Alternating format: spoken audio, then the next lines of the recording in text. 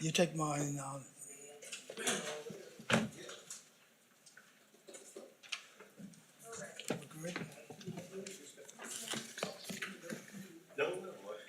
Sam has to sign.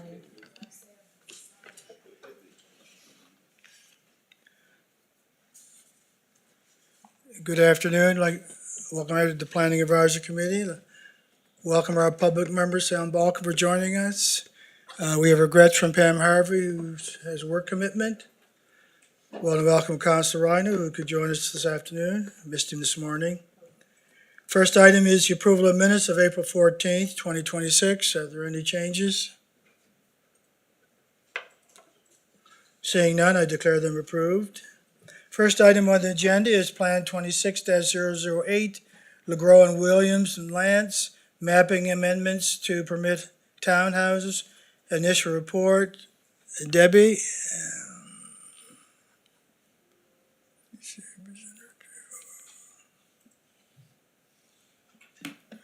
Thank you, Mr. You Chair. can begin when you're ready.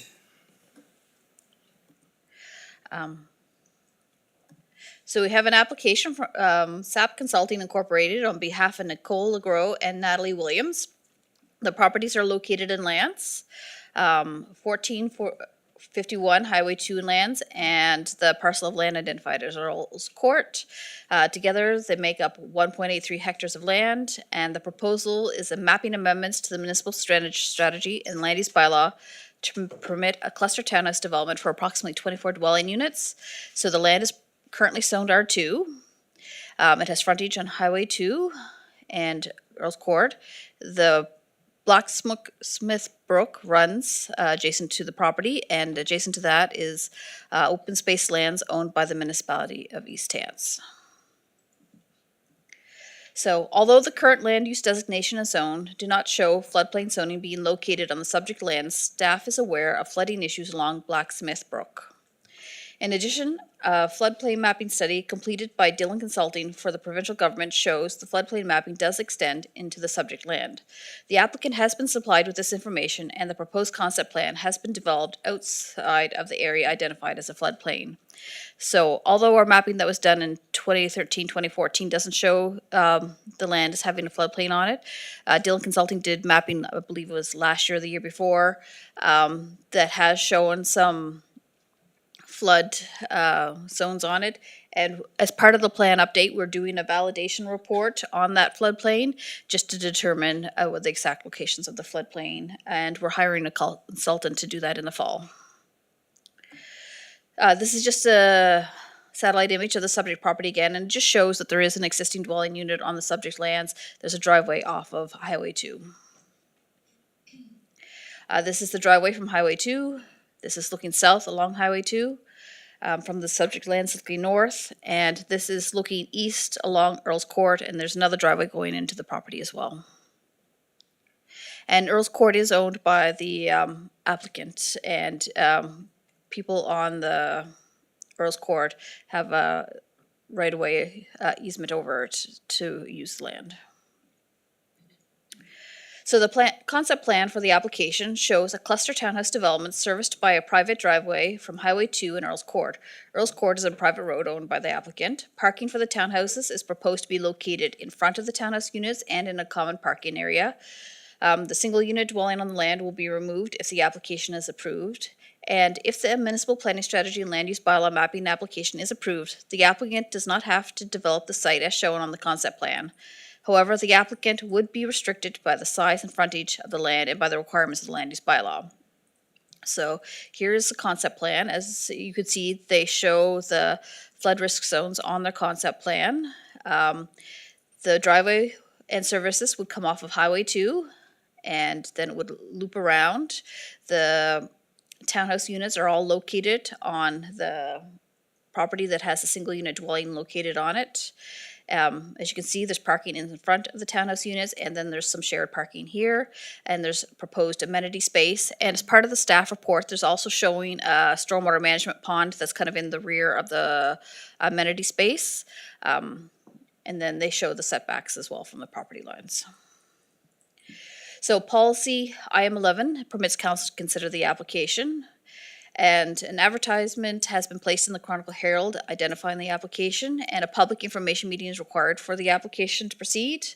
We're just showing that we're right now on the initial staff report, and the next step is to go to a public information meeting. And the recommendation today is that Planning Advisory Committee recommends the council authorize staff to schedule a public information meeting. Thank you, Mr. Chair.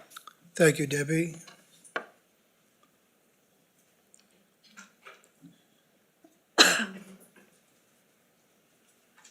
Councilor Garden Cole. Thank you, Mr. Chair. Can you just go back to that? Yes. So what they're proposing here is in keeping with what has now been determined as floodland. Yes, from the Dillon report that we received a couple years ago, that's the information that we provided the applicant. We're going to do another study just to validate those findings, and then. So we're going to do a study to validate the study? that Well, was we done? have two different studies from 2014, and then this one that's more recent. And as part of the plan review, we're having somebody look at both of those studies because the flood plains aren't exactly the same. And just to validate some of these areas, for example, this one here where there's some areas of concern. Okay. And can you just remind me, they're proposing townhouses? Yes. And what's the parking right now for townhouses? Under the current regulations, it's 1.5 parking stalls for anything over 6 dwelling units. However, you are currently have a proposal in front of you where you're looking at changing that to 2 parking stalls required for each of those dwelling units, and then the additional visitor parking on top of that. So they are aware of that proposed change, and they will accommodate in accordance with what the requirements are at the time they go through site plan approval. What the requirements are at the Yeah. time? Okay, thank you. Is that all, Councilor? Yes, thank you.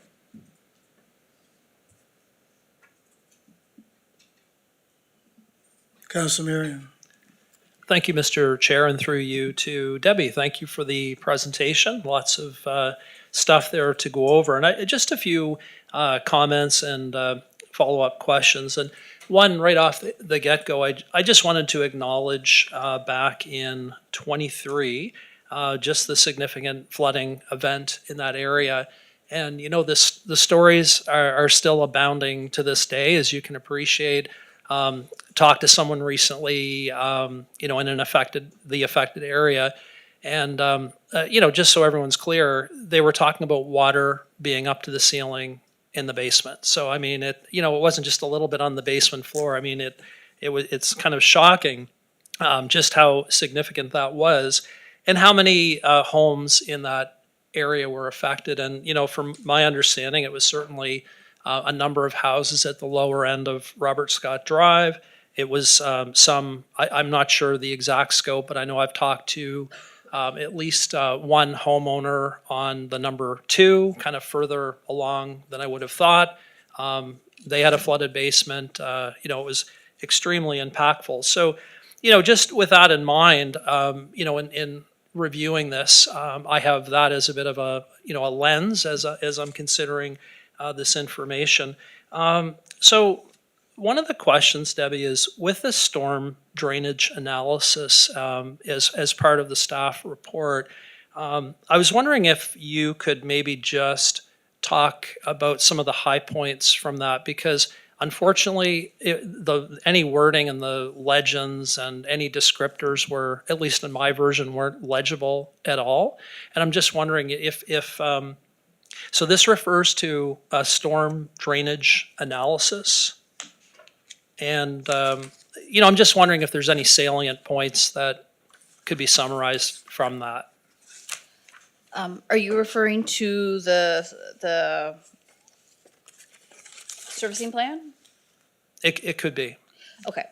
I don't have the slide of the servicing plan, but it shows basically a stormwater management pond in the back here. This probably isn't the final version of this that you'll see. We sent it to our engineering staff, and they did provide the applicant with a couple comments.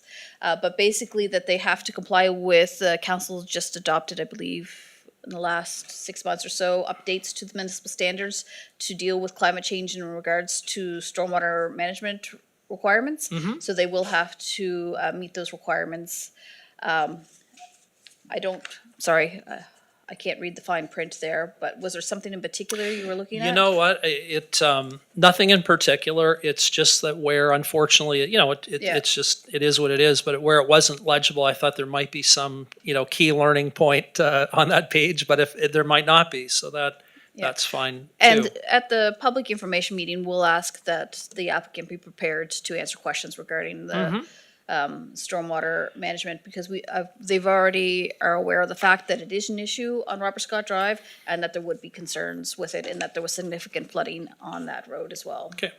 And another question would be if the developer, if things were to proceed, if they could, for example, raise the grade by bringing, in fill, or, could that be modified to essentially, just given where, in fact, as the picture shows, in the 100-year flood event, the water could come very close to one of the proposed buildings on the concept plan.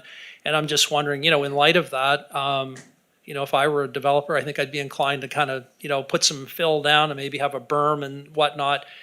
Are you able to comment at all on, I guess my question is, could they put infill and could they build up their grade? They could potentially, but they would have to prepare, as part of, if this was ever approved, they'd have to prepare a site plan approval process and go through that. And as part of the site plan approval process, they would need to submit a stormwater management plan.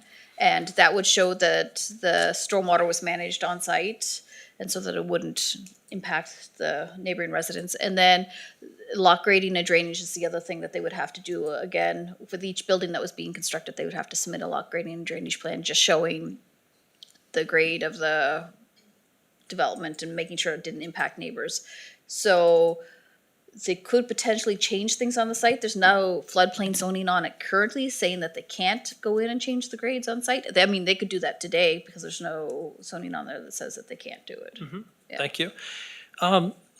Councillor Garden-Cole touched on this, and I had, I think, the same general type of question, and it was about, in the report, it said something along the lines of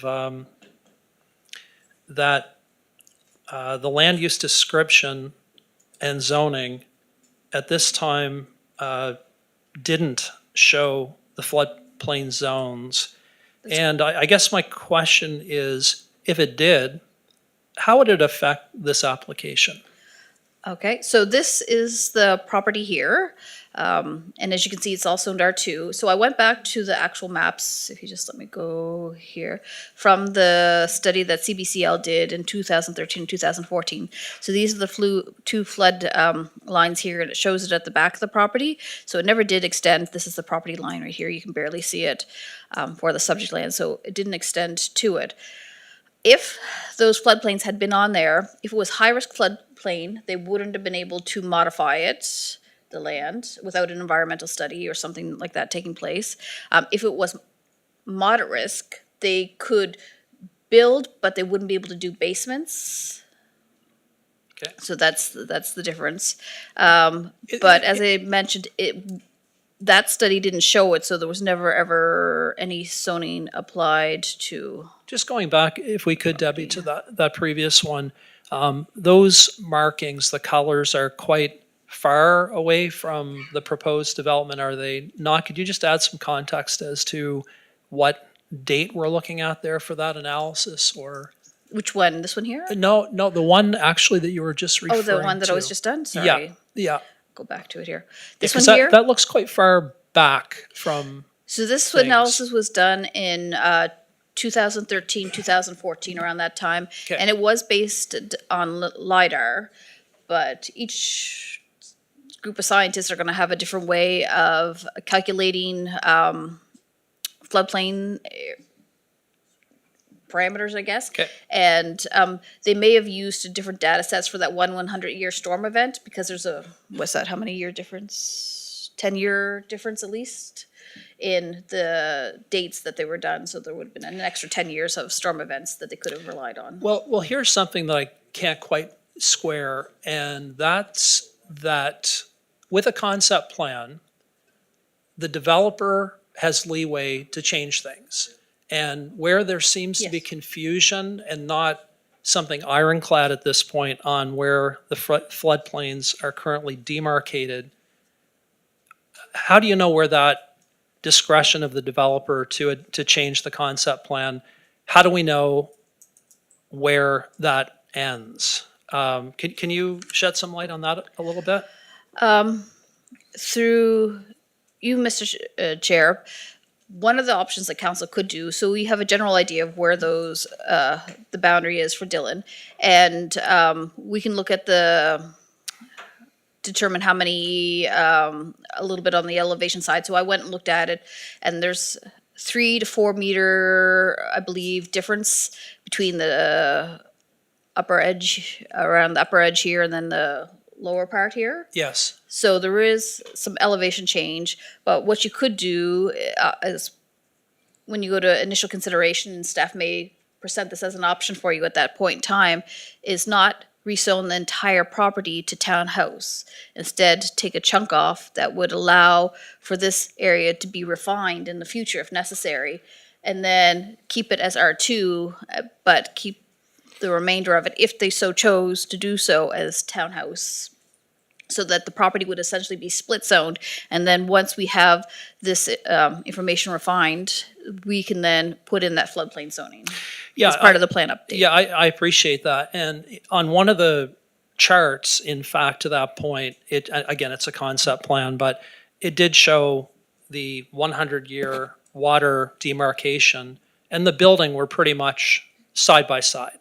And, I would, if staff did come back with that kind of an option, I'm thinking out loud, one might almost, having even a buffer added in might be, because, what happens if it's a 1 in 150 year rain event? Yep. Then there's no, margin of error. So I think that's pretty much it. The only other comment that I think I have at this point is with the PIM notification, maybe extending that a bit further out to, see what other colleagues might say, but maybe to 500 meters instead of 300 might be interesting, just to include more folks in the analysis.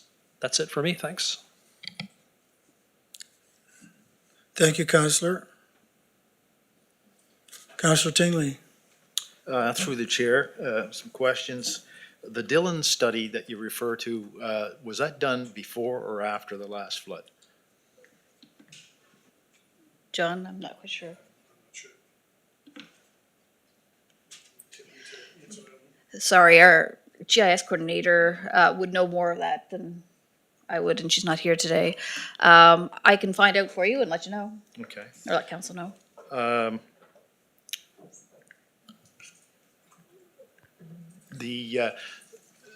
What do we know about, to staff, what do we know about that area where the planned development is going to go?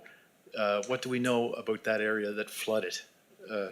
Or if it did flood, how much of that area flooded in 2023 or whenever that flood was? Are you talking about the subject property, or? The subject property where where that road and those buildings are proposed? I never had any information from the applicant whether the property flooded Oh, or not. We have pictures from the homes along Robert Scott and the backyards, but I don't have any photographs of this land here. So the answer is we don't know? We don't know. Okay. And for Robert Scott, that's a drain that goes between houses there, I take it? Through you, Mr. Chair, yes, this is a drainage ditch, I guess, that's owned by Nova Scotia Public Works. It's not owned by the municipality, and it drains into Blacksmith Brook in the back here. And then we have, as I mentioned, the open space that's along here, which is Okay. essentially And what do we know about the extent of the flooding on the road itself at Robert Scott and the properties in that area? Through you, Mr. Chair, as I said, there's several photographs of the homes where there's flooding in the basements and quite high in the basements, and the road itself was flooded out. I'm not quite sure if it was in this area or here, but along this general area, and that folks weren't able to get out for Okay. a little while. And does Barney's Brook figure into this? Through you, Mr. Chair, that's beyond my knowledge of how that figures in.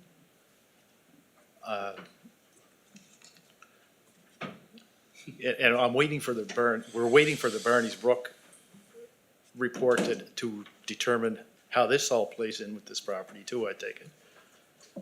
Are we? Through you, Mr. Chair, I'm not familiar with the Barney's Brook project, so I don't know where they're actually doing the study at, if it's at the whole brook or if it's just part of the brook. I'll let the director weigh in on this with his comments. Go ahead.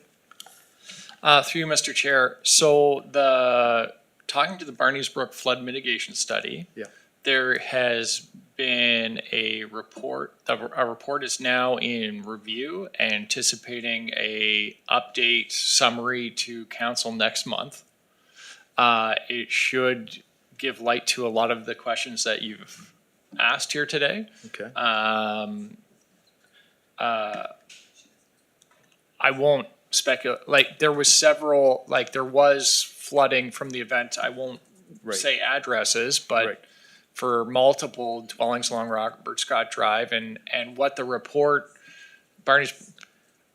what the Barney's Brook flood mitigation report encompasses all of Barney's Brook, all of Blacksmith Brook, which is essentially the area between this development and Robert Scott Drive, and that stream up there, that's Blacksmith Brook, and Yep. they interconnect. Yep. It's all included in that report, and it's the full catchment consideration and mapping, and it shows the elevations, and where this report this staff report references 2050 projections, the Barney's Brook flood mitigation report, which is also being completed by Dillon Consulting, or has been completed by Dillon's Consulting, has 2100 year flood modeling, Yep. incorporating climate change consideration factors. Yeah. As well, and that's, I don't have more than that, other than it is staff's intention to present that as a standalone topic, not related to this application, next month. So that's the latest on that topic. Okay. Do you, Mr. Chair, I did get confirmation from our geomatics coordinator that the Dillon report was finalized in 2024, but she doesn't know when the field work was done. So if you need to know when the field work was done, we can reach out to Dillon and find that out. But it was finalized in 2024. Okay. And my last question for now is, did you indicate that we're going to do a study of the flood risk in this area? Through, Mr. Chair, it's not a study of the flood risk of this area. What it is that we have that 2013 and 2014 study, and then we have the newer Dillon study that was finalized, I guess, in 2024. And there's just some discrepancies, so we're gonna, the idea is to have a consultant review both of those studies and to determine which information we should be using or which data we should be using. Okay. So this flooding that's showing there, is that the extent of the flooding for the most part that happened in the last flood? I'm not aware, I don't have that information. Okay. Yeah. Okay, that's my questions for now. Thank you, Councillor.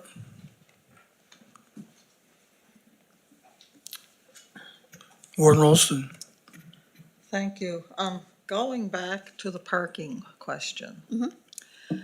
Counting the parking spots that are there, and I understand this is just a concept plan.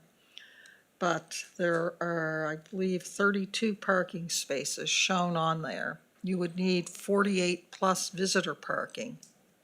I'm not sure how much visitor parking, and looking at that little piece of land and the flood areas, I'm not just exactly sure where they're going to put extra parking. Yeah. Well, I guess this has to be I guess my concern was we wouldn't have our rules changed before the application came in, but I guess that won't happen. Through you, Mr. Chair, this is just at the initial stages, so it's gonna take probably another 5 months to go through. So unless, I believe your parking regulations are coming through at some point in time for first reading soon, so should be pretty fast. You could extend the parking here, add a few more this way. You could probably add another one here, and then there's spots in here. You could probably add some parking as well. You need 16 just to meet the parking spaces per unit, and I'm not sure how many visitor parking on top of that. It's one parking stall for every 7 units. Also, because there's no scale, like it's not drawn to scale yet. This is just a concept plan, so there could be 2 parking stalls in front of each of these units. I'm not quite sure if the driveway setbacks would allow for the 2 parking stalls to be either side by side or behind each other. That's And something. At some point, there would be some kind of a review for fire apparatus, garbage trucks and those things to get in around to these properties? Yes, through you, Mr. Chair, as part of the site plan, so if the property is redesignated and rezoned, the applicant still has to go through site plan approval. That means that they have to show on a site plan with all the measurements included that they have the required number of parking stalls that are actually in place at the time that they submit for site plan of application. They have to show that they have the correct turning Ts, that they have the stormwater management capabilities on site, and that they have the amenity space. Like, they have to show all of these things, and plus they have to provide information about the size of the actual townhouse structures. So 1.83 hectares, how many acres is that? Did I write it on the report? I must have missed it then, I just read the hectares part. Yeah, I guess it doesn't, I'm is just curious. 4.5, sorry. Yeah, with the zoning that's in place now, what could be put on these properties? Right now, the property is zoned R2, so you can put a 2-unit dwelling on it. Because they can't subdivide, because it's on an existing right-of-way easement, they only can do a 2-unit dwelling, and there's already a single unit there, so they could either remove the single unit dwelling and put a 2-unit dwelling, or they can do an addition to that single unit dwelling to make it into a duplex. So even though it shows it going out to Highway 2? So this is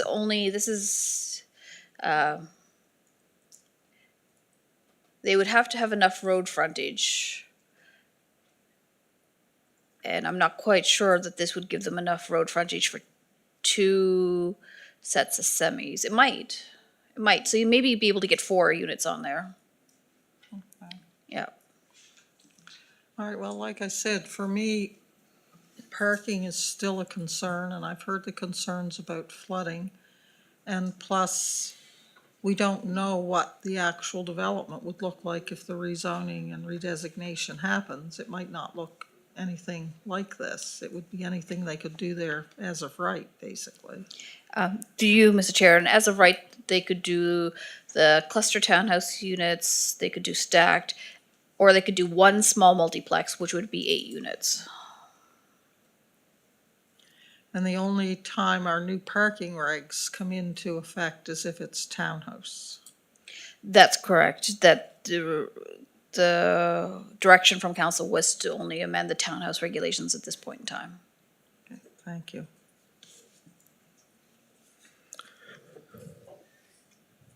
Thank you, Warden. Councilor Rhino.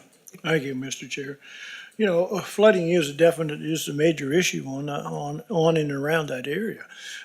Parking will be also, but I guess what I have the problem with is when the sentence comes out, the applicant does not have to develop the site as shown on the concept plan. Yet we were going to the public to get their information and get their piece on a concept plan. I think that is totally wrong. I think, why are we taking something to the public with a concept plan and that could be totally different past this, and then it could be totally different? I don't think that's fair to the people, and I have a problem with it. Thank you. Thank you, Counselor. Counselor Garden Cole. Thank you, Mr. Chair. So when you showed the two prior floodplain flood plans, neither one of them included this blue area that's on this map, is that correct? That's correct. So how could they have not shown this area? Because, I mean, that area's been flooding for years and years. It's well known that that area has always been a flood area. Through Mr. Chair, I'm unable to answer the science I behind know, it. that's Yeah. more of a, so then it was municipal staff that came up with this blue area?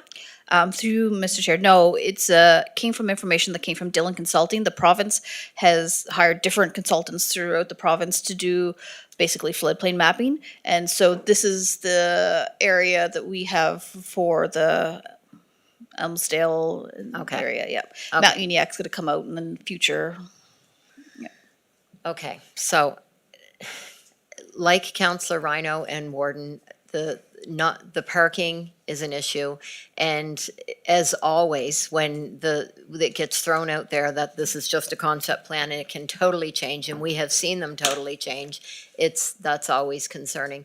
But my main concern here, and possibly building up the site to protect this, that's not my concern. My main concern with this is all those residents who live along Robert Scott Drive who had catastrophic events from that 100-year storm. And let me tell you, the term 100-year storm, I think that should be thrown right out the window with the climate change that we have and the weather that I feel is going to be coming to us down the road.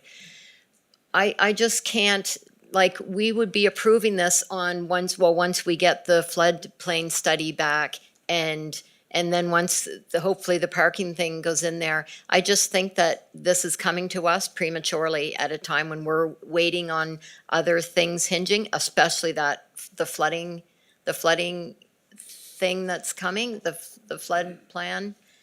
I don't know, and what if this impacts, I know they're gonna do stormwater management, but how is this going to impact those houses on Robert Scott? Because their backyards go right down to the bottom where that water is, and then you've got a big development happening that's going to be grading down towards the same area. I just have real problems for the existing houses that live along there. Yeah, that's my take on it. Thank you. Thank you, Counselor. Counselor Perry. Thank you, Mr. Chair. Through you to staff. Would a project like this be available to be done by a development agreement without having to go through the rezoning process? Through Mr. Chair, the policies are not set up to allow this to be considered by development agreement. It's only allowed to be considered through, you have to have an amendment to your mapping amendments to allow it to be the townhouse zone. And then it's a site plan approval process. And that's why staff were mentioning that you could split zone the property. So that way, you could have a portion of the property we can refine in the future, and then the other portion, if council so wished, could be developed. Yeah. So right there's the answer why we don't have a more detailed plan. Our policies don't allow things like this to go to a development agreement where you find out what the finite details are, right? So as far as for me, the flooding to me, they have to manage pre and post flow. That's a legality. That's covered. Becomes a civil matter, right? Our question here is not about the flooding. It's whether we want the public, go to the public to see if they have an appetite for townhouse development in their community. It's for public information meeting. Nothing's being built, nothing's being approved. So all this talks about this study, that study, flooding here and there, to me is a moot point. Because if the community voices loud and clear that they don't want townhouse development, it doesn't matter about the flooding. Because the people on Robert Scott Drive, I feel for them, but any development must manage pre and post flow water to be the exact same. And the biggest concern that would add any flooding is more parking. The more pavement, the more runoff. That's just the way it works. You can't nothing soaks in through concrete or asphalt. So, to me, it's a simple question of, putting this out to the public, and we have to be very open in these public information meetings. this is what could happen, but the majority of it is, here are the options. And as it was said before, what they can do once it's zoned as of right should be in the presentation at the public information meeting, not this is the concept. Because once it's rezoned, their as of right rules kick in above the concept. So that would be my type of looking as we go to the public, to be clear and transparent with the public of what could happen if this is rezoned. But the proponent has identified to us that they want to do townhouses, but maybe the land won't allow it. Maybe they'll find to control that water runoff, they have to scale it back. But that all comes down to them. So to me, I'm gonna move, we authorize staff to schedule a public information meeting to consider an application for ZZAP Consulting Incorporated on behalf of Nicole Legro and Natalie Williams to amend the MPS and LUB by changing the land issue designation of PID 45332590 and 45332608 to medium density residential neighborhood and rezone the same land to townhouse R2T zone. It is moved in second. On before the motion. Counselor Tingley? Just a couple more questions. To staff, have we spoken to the residents that live in this area to understand what the flooding is like in that area?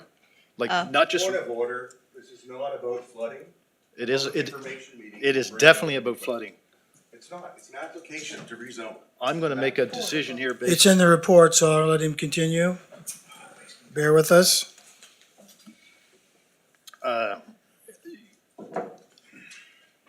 Like a lot of people had come forward, they were concerned with the flooding. I'm just wondering, has staff from the municipality spoken with anybody up there to find out, not just what the flooding was this past storm, but in the past, the historical flooding that they know about the flooding? Through you, Mr. Chair, in relation to this application, the first opportunity to meet with the public would be at the public information meeting. Okay. Go ahead, Jesse. Go ahead, Jesse. Through you, Mr. Chair, as part of the Barney's Brook flood mitigation study, there was staff dialogue with residents as part of that process, and the consultant also discussed some benchmarks. There was a local area resident that's done a great historical job of measuring levels in and around their property, and there was dialogue back and forth to get localized historic input during that study. So through that, there was engagement with the public, as I mentioned, and that should be able to be presented soon. And that'll all come out through the presentation of that report. That will all come out through the presentation of that report. Will there be other information come out about the culvert that's involved in this? Through Mr. Chair, that's one of the major factors that was in consideration of the report, absolutely. You say, So any public or deemed infrastructure along the Barney's Brook, which surrounds this development, was in consideration. okay. Through you, Mr. Chair. So it sounds like from the director of INO that the report would be coming forward in June, perhaps? So before you would even consider initial reading of the application, you would have that information from the report, because staff are just asking for a public information meeting. So we're just asking for a public information meeting. We're not asking for initial reading of the documents or first reading. So you'd have that information before you considered first reading. And I understand that. So I'm going to support moving this forward. I'm just asking these questions to understand, because it's unfortunate that we don't have a lot of these answers now, but I guess they'll be coming in the future. That's it. Thank you, Counselor. Going to go to the Director of Planning to give him his comments. Thank you, Mr. Chair. I just wanted to comment that lots of good discussion today, lots of really good questions. A lot of the same questions councilors are asking are the ones staff have. But it is a preliminary report, so it's obvious we don't have all the answers yet. That's why we do the review. And I'm sure when we get to the public information meeting and the surveys, we'll hear more from residents about things we haven't thought of yet either. So again, just to keep things into context, this is a preliminary report. The intent is to go to a PIM so that, we get more information. At the same time, we're reaching out to reviewing agencies, both internally, like Jesse Shop, as well as PRC and others, and then external agencies. So yeah, I think, a lot of the questions you have are good ones, and they will get asked through the process. Thank you. Thank you, John.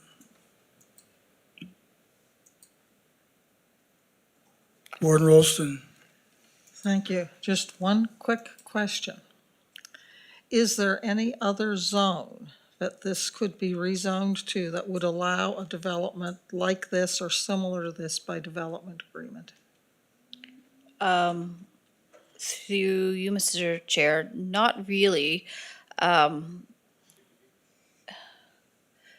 No, the CDD one's meant for really large applications, so large application site where you're having a mix of development uses. The townhouse zone is the appropriate zone for townhouses.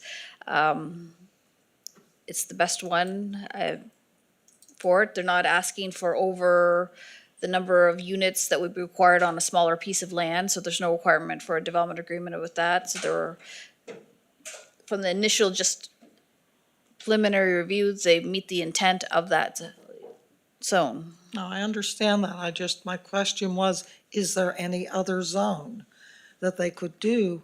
Could they call these townhouses of 1, 2, 3, 4, 5, 6 units a small multiplex or something? Like, is there any other zone that they could put 24 units on these properties, but be required to have a development agreement to do it?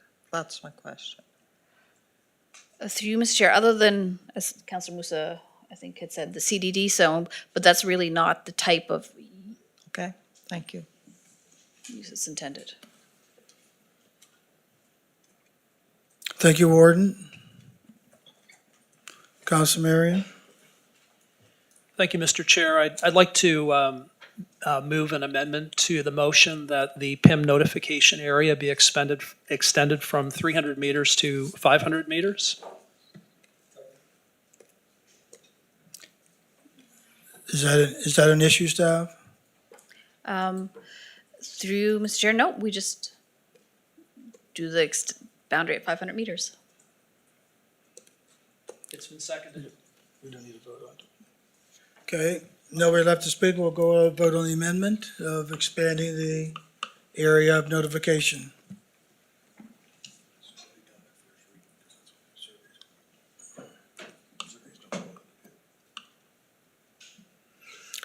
And that motion is passed with 12-0.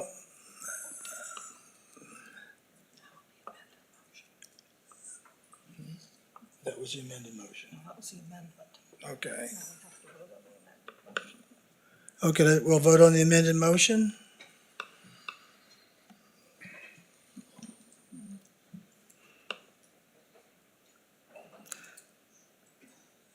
And that is passed, a vote of 10-2,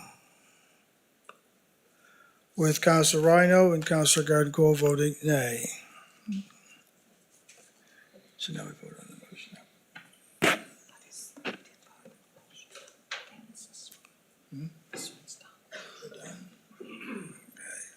So we can move on. Thank you, Debbie. Next item on the agenda is Plan 26-007, Berry Hill and Darren Lawrence, South Maitland DA, application for motocross track, initial report. Debbie, you can begin when you're ready. Thank you, Mr. Chair. The applicant is Berry Hill and Darren Lawrence, as you mentioned. The property is located at 116 Highway 236 South Maitland, and it's this large property here outlined in red. It is zoned rural use north, RU-2. The DAR line runs behind it, which is zoned open space, and then we have the 5 Mile River, which has a watercourse greenbelt zone along the outside of it. The approximate size of the property is about 50 acres. The proposals to enter into a development agreement to permit a motocross track on lands that are zoned rural use north. There's an existing house and barn on the land and had been used for agricultural purposes in the past. The RU2 zone permits any potentially obnoxious commercial developments to include vehicle racetracks and amusement park uses by development agreement. In addition to the track, the applicant is also proposing construct supporting structures such as a tower, bleachers, parking area, portable washrooms, and a temporary canteen. The house located on the subject property is to remain. At this time, the applicant proposes to use the motocross track for practices, with events possibly taking place at a future date. Practice times are anticipated to extend from 10 a.m. to 5 p.m., and occur a few times a week. And the applicant has supplied a site plan here showing the track. The existing home and barn are located over here. Parking is proposed to be located here. And then we have, as I mentioned, the towers and the bleachers scattered throughout, canteen and washrooms. This is for pit parking over here where you have the trailers that haul in the vehicles. And then maintain some of the greenery around. It shows the river in the bottom of the plan and then the water course setback to show that there's no proposed disturbance of that. And the applicant, they had started construction last year, and they supplied us just with a satellite image, just showing the area. And then they were notified that they needed to have a development agreement. So policy AR 39 of the municipal planning strategy permits council to consider the development agreement application. An advertisement outlining the proposal and indicating that it's under review by staff will be placed in the Chronicle Herald. The letter in question will be mailed to everybody within 300 meters of the subject site, and a PIM is not required for the development agreement application. And the application is appealable to the Nova Scotia Nova Scotia Regulatory and Appeals Board. And we're just at the initial consideration stage. And the recommendation is that initial consideration be given and authorization for staff to schedule a public hearing be given. Thank you, Debbie.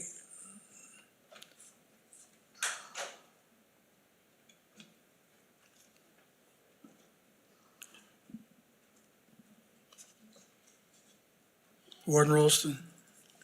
Thank you. I see that the track is currently proposed to be like a practice track. Through you, Mr. Chair. Currently, yes, the practice and then possible events held in the future. I'm assuming if they're gonna build a tower and bleachers, they're probably planning to have events at some point in time. And I guess my only comment is that, I'm sure staff would build into any development agreement because times and, noise, all that stuff would be quite different for a practice track and for an actual Event track, yes. event track. So that's my only comment. Thank you. Thank you, Warden. Councilor Rhino. Thank you, Mr. Chair.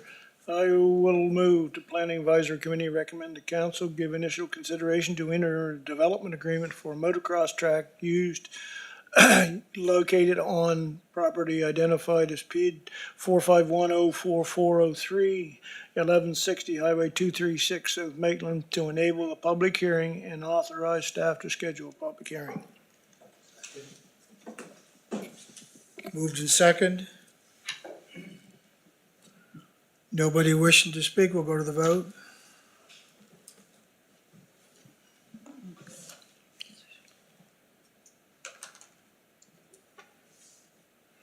And the motion is passed unanimously.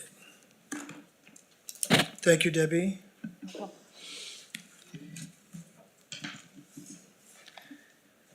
Next item on the agenda is Plan 26-010, required future connection mapping, Lacey Ann and White Road Enfield.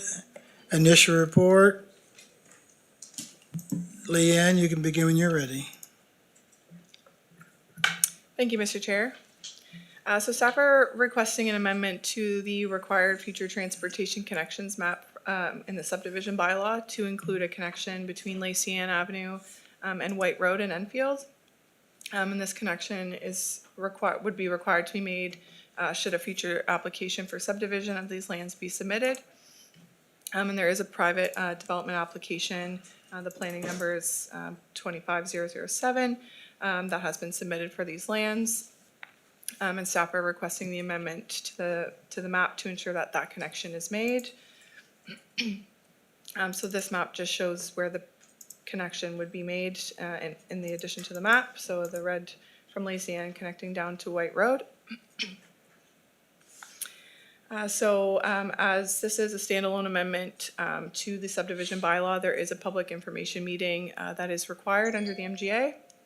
And then council's decision would not be appealable to the Nova Scotia Regulatory and Appeals Board. And then we would send comments to Public Works as part of the application for comment. As mentioned, there is a public information meeting that's required, so we will be mailing out letters to all property owners within 500 meters. And then we're just at the initial report, initial stage of this application. And so the recommendation is for Planning Advisory Committee, recommend that council authorize staff to schedule a public information meeting. Thank you, Mr. Chair. Thank you, Leanne. Councilor Garden Cole? Thank you, Mr. Chair. So just to confirm this for me, can you go up to the map of the streets there? So this was already recently, this already came before us and was, a private development application has been submitted for these lands. This is the property that was our property, the municipal property? Through you, Mr. Chair, this one, yeah. Okay. And now you're looking to ensure that there is that route come through it, no matter what development happens there. Through you, Mr. Chair, that's right. So if any subdivision application of these lands, they would have to make that connection. Okay. Since it's in the map. Thank you. Is that all, Councilor? Yes, that's everything. Thank you. What is your wish? Is a recommendation on the screen? Motion? Oh, no, I can't. Your microphone's hot.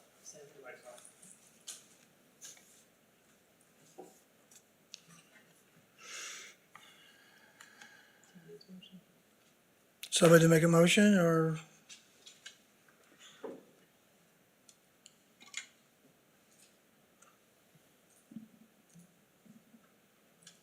Warden Rolston? I move the Planning Advisory Committee recommend that council authorize staff to schedule a public information meeting to amend the subdivision bylaw to include a required connection as presented between Lacey Ann Avenue and White Road, Enfield. So moved in second. Seeing nobody wishing to speak, oops, sorry. Councilor Musa? Thank you, Mr. Chair. I'm not familiar with the area, but Lacey Ann Avenue, is it, I see from this connection, that's gonna get a lot of traffic through that to get to the upper subdivisions. So is the road good enough for all that, to handle all those traffics and stuff like that, so? Through Mr. Chair, this is just to add that connection. We, as part of the other application, would request comment from Public Works, and I don't know of the quality of the road right now. Okay. Yeah, because I could see like a lot of people's gonna cut through that to access their homes from, instead of going, if White Road is very busy or something, I don't know. I'm not familiar with the area, I'm just questioning that, thank you. Thank you, Councilor. Councilor Garden Cole? Thank you, Mr. Chair. So it is a good road that comes down through the subdivision and it comes to a dead end. This would mean that it would connect out to White Road. The alternative would be, if that didn't happen, that whatever development happened there would have to exit the same exit as the apartments that are being built, right? Through you, Mr. Chair, without the connection, I don't know if the other application that is required to be put in. So depends on what's being built. So this is allowing a connection from Lacey Ann out White Road. if this didn't happen, that would mean there would be no connection to Lacey Ann? Is that correct? Yep. Okay, so the issue is that it's an alternate route for all the people in Tyler, up Tyler and the new development up there. With the congestion coming out White Road, it's an alternate route to come down Lacey Ann and then exit out onto White Road. So it'll just mean that people, it'll be half dozen to 1/6 of the other. They'll either be taking White Road down or they'll be coming down this new connection, which will be Lacey Ann, still ending up coming out White Road. So that's the, if you were wondering how that's gonna impact the residents. Thank you. Thank you, Counselor. Deputy Warden Dixon. Yeah, thank you. Through the chair, just want to clarify this. We have an exit coming up where Curly's supposed to be the new apartment building. This will be an additional exit from Lacey Ann. It's just gonna be the same one. Yep. This is just solidifying what you saw last month. Okay. All right. A little confused on that then. So we're gonna have one exit for all those apartment buildings.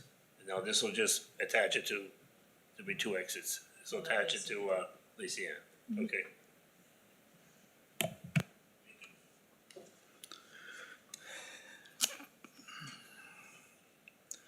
Nobody else wishing to speak, so we'll go to the vote.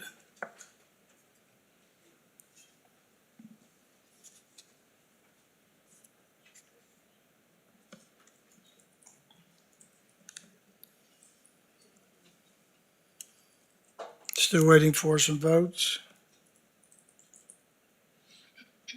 And the motion is passed 10-2 with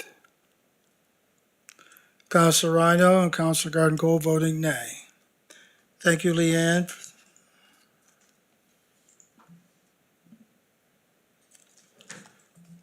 Next item on the agenda, which is the last item, Plan 25-013, Arkham Development Limited redesignation and rezoning. Second report, Rachel. Oh, there's one more. Oh, okay. My apologies. I had it ticked off early. Plan 25-005, Sarah Vista Developments Limited, Pine Hill Drive, redesignation and rezoning. Initial report, Leanne, Thank you, Mr. go Chair. when you're ready. So this is a new application. It's from FBM Architecture Limited on behalf of Sierra Vista Developments. And they're requesting to redesignate and rezone 6 properties on Pine Hill Drive to the medium-density residential designation and the townhouse R2T zone. So these are the 6 subject properties highlighted in red. They are currently zoned 2-dwelling unit residential and designated established residential neighborhood. And the total just over approximately 6,000 square meters in size. And they are within the South Quarter Commercial Growth Management Area. So the amendments are to allow for the development of townhouse zone uses. The concept plan does show 4 6-unit stacked townhouse developments with shared parking to the rear of the building.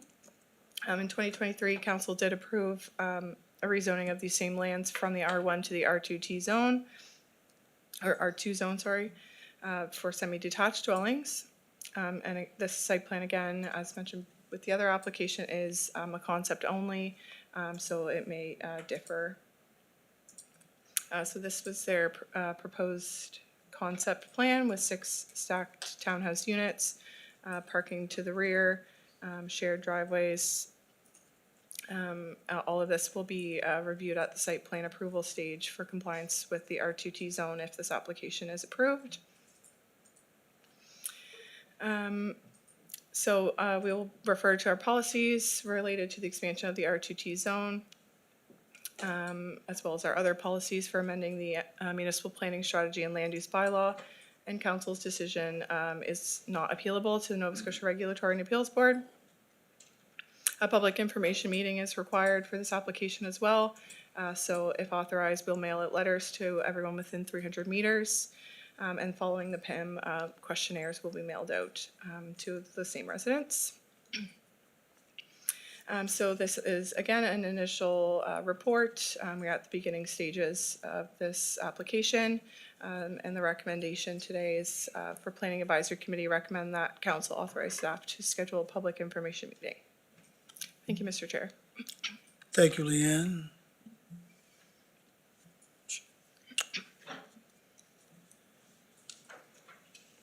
Warden Rolston. Thank you. A little bit of curiosity here. Up until 2023, this was all R1, established residential neighborhood. A developer came forward then and was successful in having council make a change so that the developer could, I guess, go to 2 dwelling unit residential, R2. Is this the same developer? Through Mr. Chair, yes, it is. Okay. So I guess I just wonder as I look, and if we could go back to the map.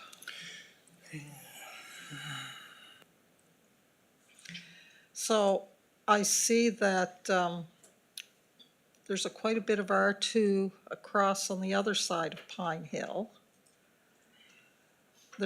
What is the adjacent property to the subject property that's not labeled there? What's the zoning on that? Through Mr. Chair, these are, the light yellow is R1, Okay, and then this is R2T across the street. okay. So everything else around it is R2 or a little bit R1 or a little bit of village core. So when you're looking at stacked houses for this development, how many units per stacked townhouse? Through Mr. Chair, it was six units per building. That's quite a difference from R2, so I'll just leave it at that for now. I just remember discussions here when we really used to have a lot of discussion about rezoning from R1 to R2 and how it shouldn't be a rubber stamp. And, now it's R2, but now we want more again, and that might be a good thing, I don't know. I'm not overly familiar with the area, but I still have that, little bit of, I don't know what the word is, that developers don't want to develop in the zone that was on the property when they bought it, and have already been successful at rezoning it once, and now here we are again, so, but I'll wait to see what other folks think. Thank you. Thank you, Warden. Nobody left to speak, so I've asked the warden to take the chair so I can ask a couple questions. I know the property is the top of a hill that goes up and then goes down. My concern is how this property is going to drain. That won't affect the residents at the bottom of Pine Hill, either on that side that the development's on, or at the bottom, which is a low area. At the bottom, we call the bowl. Through Mr. Chair, at the site plan approval stage, they're required to do a stormwater management plan, and then a lot grading and drainage plan as well. And then as part of this application, we will be asking engineers for comment on those sorts of topics. Just a follow-up. So if the stormwater management plan and everything else is done by an engineer, and there's still flooding at the bottom, is it a civil suit then?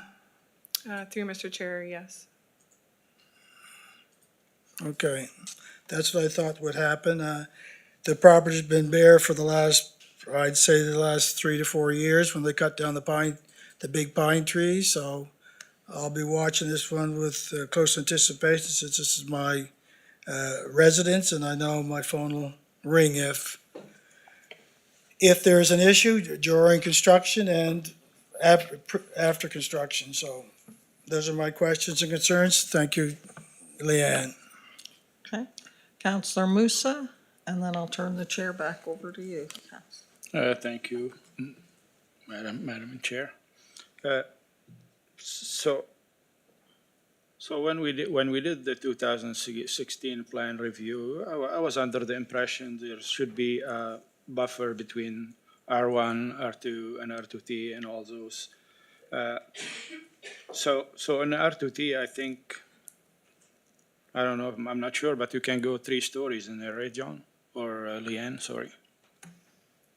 Through you, Mr. Chair, not sure off the top of my head.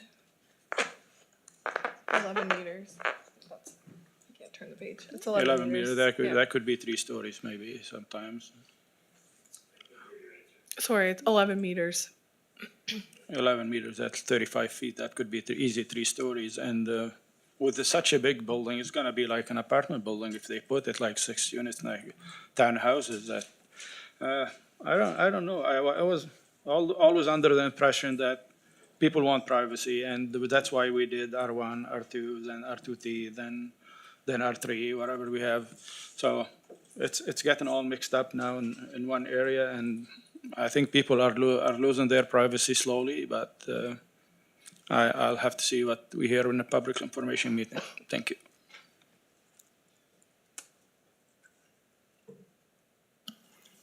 Thank you, Counselor. Counselor Rhino. Thank you, Mr. Chair.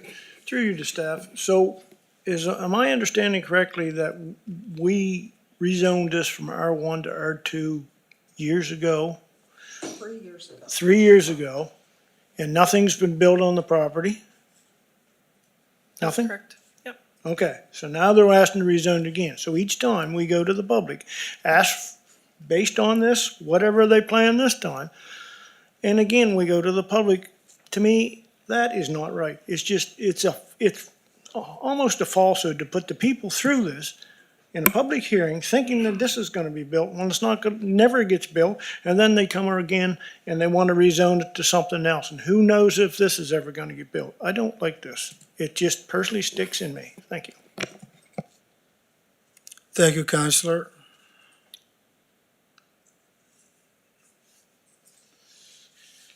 There's a motion on the screen. What is your wish?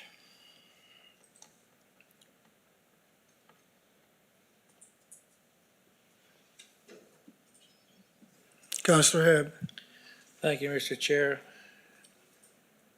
Recommend the council authorize staff to schedule a public information meeting to redesignate properties identified as PIDs 45421-393, 45221-401, 45421-419, 45421-427, 45421-435, 4531012, located on Pine Hill Drive from the established residential neighborhood designation to medium-density residential neighborhood designation, and to rezone the same lands from the 2-dwelling-unit residential R2 zone to the townhouse zone, R2T zone. Second. Moved in second. Counselor Garden Cole. Thank you, Mr. Chair. This is no day for me, apparently, because I don't think this is right. We rezoned this a couple of years ago so they could build something that wasn't allowed then. So we let them do that. Now they're coming back with this. What we were allowing them to do 3 years ago, what they were proposing, was more in keeping with what's going on this road. This absolutely is not. And to bring the same residents in, pass out notices to the same residents, they're going to think we're crazy. I can't support this.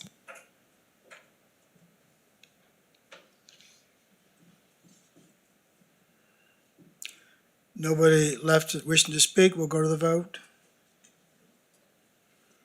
What am I gonna do?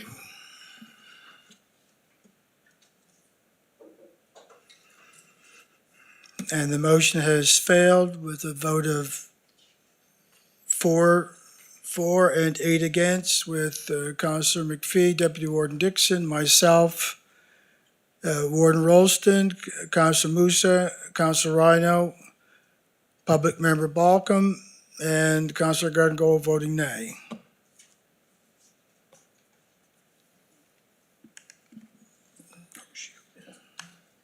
Thank you, Leanne.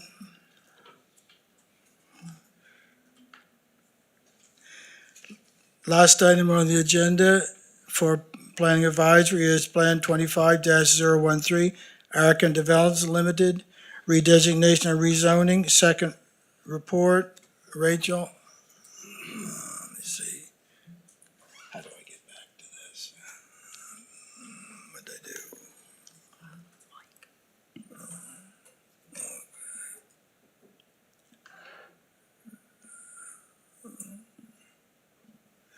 Begin, Rachel, when you're ready.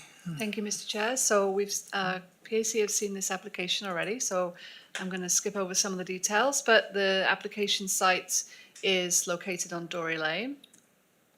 And subdivision approval has been granted for Dory Lane and 66 units off that road. So the application is to redesignate and rezone to allow or enable townhouse developments. You can see the concept plan here. It shows townhouse units off 2 driveways and aerial photography with the concept plan overlaid, so you can see its relationship to the Enfield District's elementary school and the Magnolia Continuing Care property.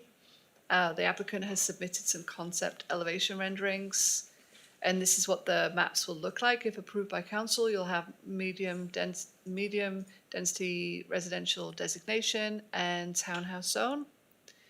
In coordination with this, there are also some amendments proposed to the parking requirements, which will increase from 1 space per townhouse to 2 outdoor spaces per townhouse unit. And then for common parking area, it'll be 1.5 spaces to 2 spaces, plus the visitor parking. So an analysis will be provided in the final staff report. And just a note there to say that there is no right of appeal to the proposed amendments to the redesignation and the rezoning, but there is a right of appeal for the parking requirements, as it is only an amendment to the land use bylaw.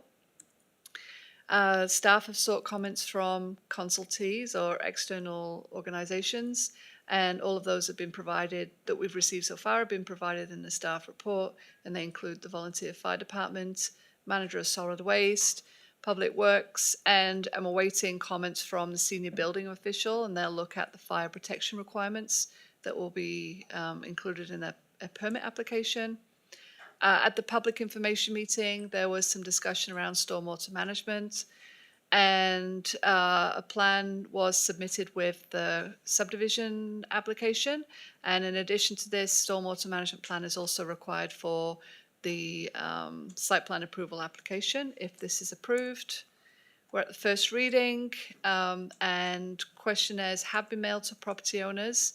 There are around 300 addresses, and this report says 12 addresses have responded, but actually as of this morning there were additional 3, and they'll be provided with the final staff report, but the comments in those 3 were very similar to what's already been provided. And the recommendation is to give first reading to the proposed amendments and authorize staff to schedule a public hearing. Thank you, Mr. Chair. Thank you, Rachel. Sandra Garden, go. Thank you, Mr. Chair. Can you just go to the screen that was just on showing the process? Okay, so we're at first reading, but the questionnaires were already sent out, correct? That's correct, yeah. So this isn't necessarily, although it shows as linear here, questionnaires were sent out following the public information meeting, which is enabled by your policies and the municipal plan strategy. So although it shows it as being next process, it was done before the first reading. Okay. Can you go to the site view, please? This one? Yes. So I was at the public information meeting, and something came to my attention that I hadn't heard at the first meeting. When talking with the Public Works, did they specify that if that exits out of Dory Lane onto Highway 2, that it's only a left-hand turn? So through the subdivision process, the Public Works did provide comments, and they had said that for this development to occur, what's already been approved, the developer will have to provide a right-in. So coming this way, you'll only be able to turn via right, and a right out from Dory Lane onto Highway 2. Anyone wanting to turn left will have to go along Alderney Drive. Okay, and that is a huge concern for my residents. That means that all the traffic from that whole development is going to go through this tiny little road. And I know that it must be big enough, because it would have to be big enough for a requirement, but I drove by it on my bike. And that little roadway that they have going out between, that's cut out, going out between those 2 houses, going out onto Alderney, all the traffic is going to feed out that road onto Alderney in order to exit and go left, to go to Sobeys, to go everywhere that they want to go. if leaving Dory Lane, you will only be able to turn right and head down to Enfield. And that was not something that, well, probably that information didn't come in before the public information meeting, but that's when it came to light for me. What would be the total number of units in that new development? Through you, Mr. Chair. So just a bit of clarification there. They are required to do a write-in, write-out now based on the subdivision application. So that's already been approved. The additional units here of the townhouse developments, there'll be no additional requirements for upgrading of that intersection there as a result of that. But just for, I guess, information, the concept plan shows 27 units for the townhouse development. Yeah, and I don't know if this is going to be a question, but if that was R2 zoned land, just based on the frontages, you would get 8 units. So it's an additional 19 units over what would be permitted on these 2 pieces of land as of right. Okay, but my question is, when did the decision that you could only go left when you come out of Dory Lane come up? Because that wasn't in our first presentation. Through you, Mr. Chair, it was part of the subdivision application. So through you, Mr. Chair, the initial report really is just an introduction of the application. It's just we received the application, these are the processes, and we're seeking approval to go to a public information meeting. We haven't done the full analysis at that stage. It's once we start analysing all the information that we understand some of these details. And also I consulted with Public Works as part of this application, and they confirmed at that point in time, after the public information meeting, that they still stand by their requirement for a write-in and write-out at Dory Lane. So when I was voting on this, or when anyone was voting on this, they had no, I mean, that's a very impactful thing. That means that development is going to impact the residents so much more than just the development that's happening. It's going to impact the residents that are parallel to it, because they're going to be coming out through Alderney Drive with a blind crest just above it to try and go left to the majority of the amenities. And so we were voting on that development without that knowledge of that requirement by Public Works, which is very unfortunate. Thank you. Thank you, Councillor. Councillor Musa. Thank you, Mr. Chair. Rachel, when you have an R2T lot, how you can only put 1/8 multiplex on it, or depend on the area? An R2T lot, you can have 1 8-unit multiplex per property. So you'd be able to have Okay. 1 8-unit here and 1 8-unit Okay. here. And my other question, if those R2T, they cannot be subdividable because they don't have frontage on the road, or That's correct, yeah. they're gonna be in the same ownership? Yeah. Okay. That's it. Well, thank you. Thank you, Councillor. I'm going to go to the director. She might have some comments that'll. Yeah, thank you, Mr. Chair. Just a couple of things. The comment made by Councillor Garden-Cole a minute ago that, council was voting on something and didn't have full information. Well, you weren't voting on the development. You were simply voting to go to a public information meeting to get more information. And as Rachel mentioned, these preliminary reports, they don't have all the answers. Quite often, we don't have all the answers at that stage. So just a reminder that that's not what we were asking you to do when you were voting to send it to a PIM. You were simply voting to send it out to get more information. And with respect to the connection to Alderney, it was referred to as a tiny road. I mean, it's a short road, but it will be built to a full municipal standard. I mean, I think it'll be nicer actually than Alderney when it's finished. It will have curb and gutter and, all that sort of thing. So just that will be a full municipal street connecting to Alderney. Just those points. Thank you, Mr. Chair. Thank you, John. Warden Rolston. Thank you. Maybe it's just me, but I'm a little bit confused. So the subdivision approval has been granted for the new municipal road, Dory Lane. And 66 semi-detached units have been approved, correct? Correct, yes. is this development is in addition to those 66 units? Correct, Or replacing yes. some of those 66 It's units? in addition. So the 66 units are what you can see here on Dory Lane. Okay. This is an addition. Okay. And as always, we don't know if that's what they're going to build or not. That's correct, yeah, it's just a concept plan. And this initial approval to build Dory Lane and create R2 lots was done 2 years ago? Actually, there was a approval for this side. Can you see my cursor? Yeah, this side of Dory Lane, so between Dory Lane and Alderney Drive, that was received approval, I think it was 2024. And then this side was received approval in March of this year. And I apologize, I haven't been in the area. Have any of these been built yet? From my understanding, they're working on the road and clearing the land. Okay. All right, so it does seem like a lot of traffic for a small area. Anyway, thank you. Thank you, Warden. Councilor Rhino. Thank you, Mr. Chair. Through you to staff. How are they proposing to, the right only, onto number 2? Are they proposing a right only island?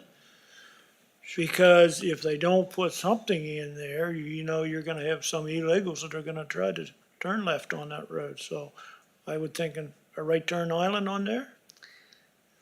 Through you, Mr. Chair, I don't have a plan that would have to be designed for public works approval, but that would be my anticipation. You would have some kind of island there so that you restricted movement in and out. So it's not just gonna be a sign, no left turn? Through you, Mr. Chair, I don't know. That was between the developer and Public Works. But just reading the comments, it suggested that they needed an intersection improvement design. I don't know what that looks like. That's to be designed. Okay, thank you.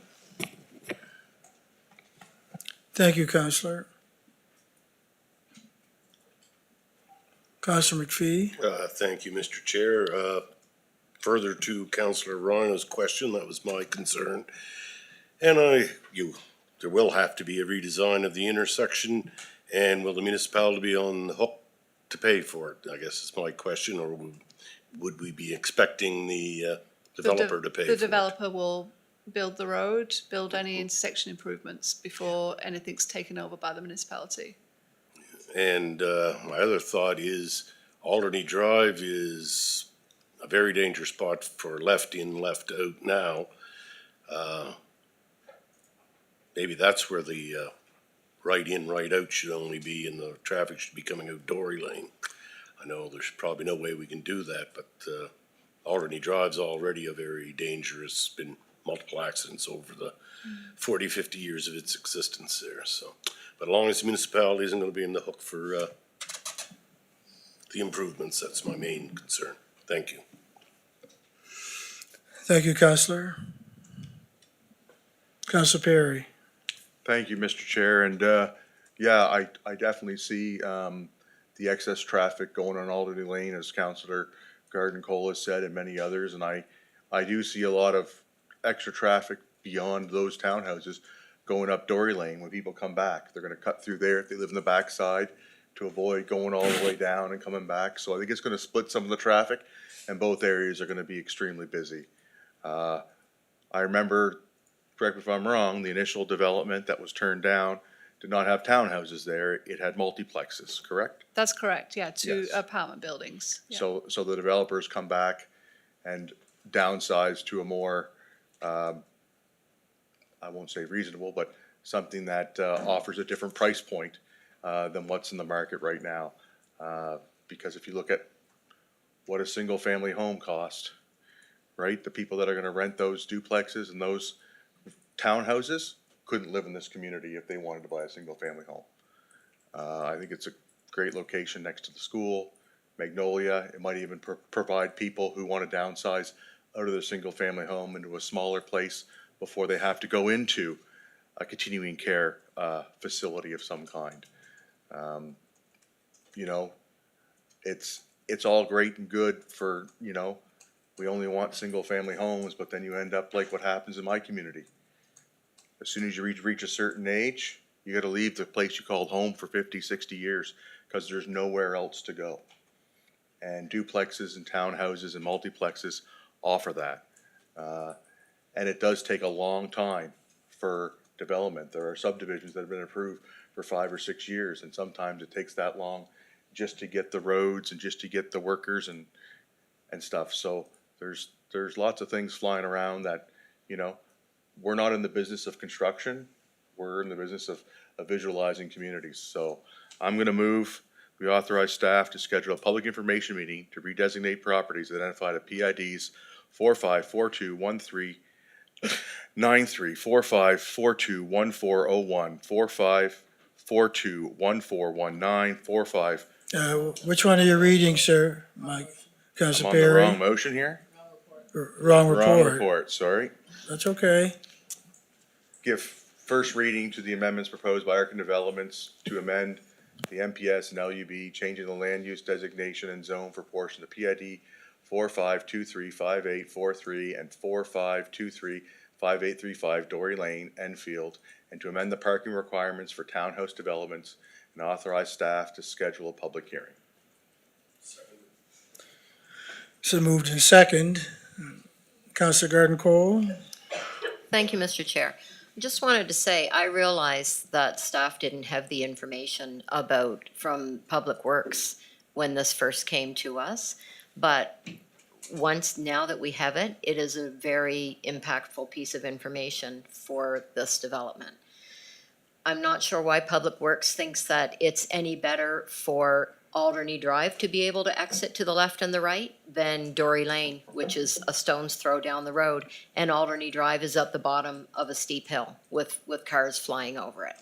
So the fact that they're requesting that makes no sense to me when cars are going to come out through Alderney Drive and exit at a more dangerous location.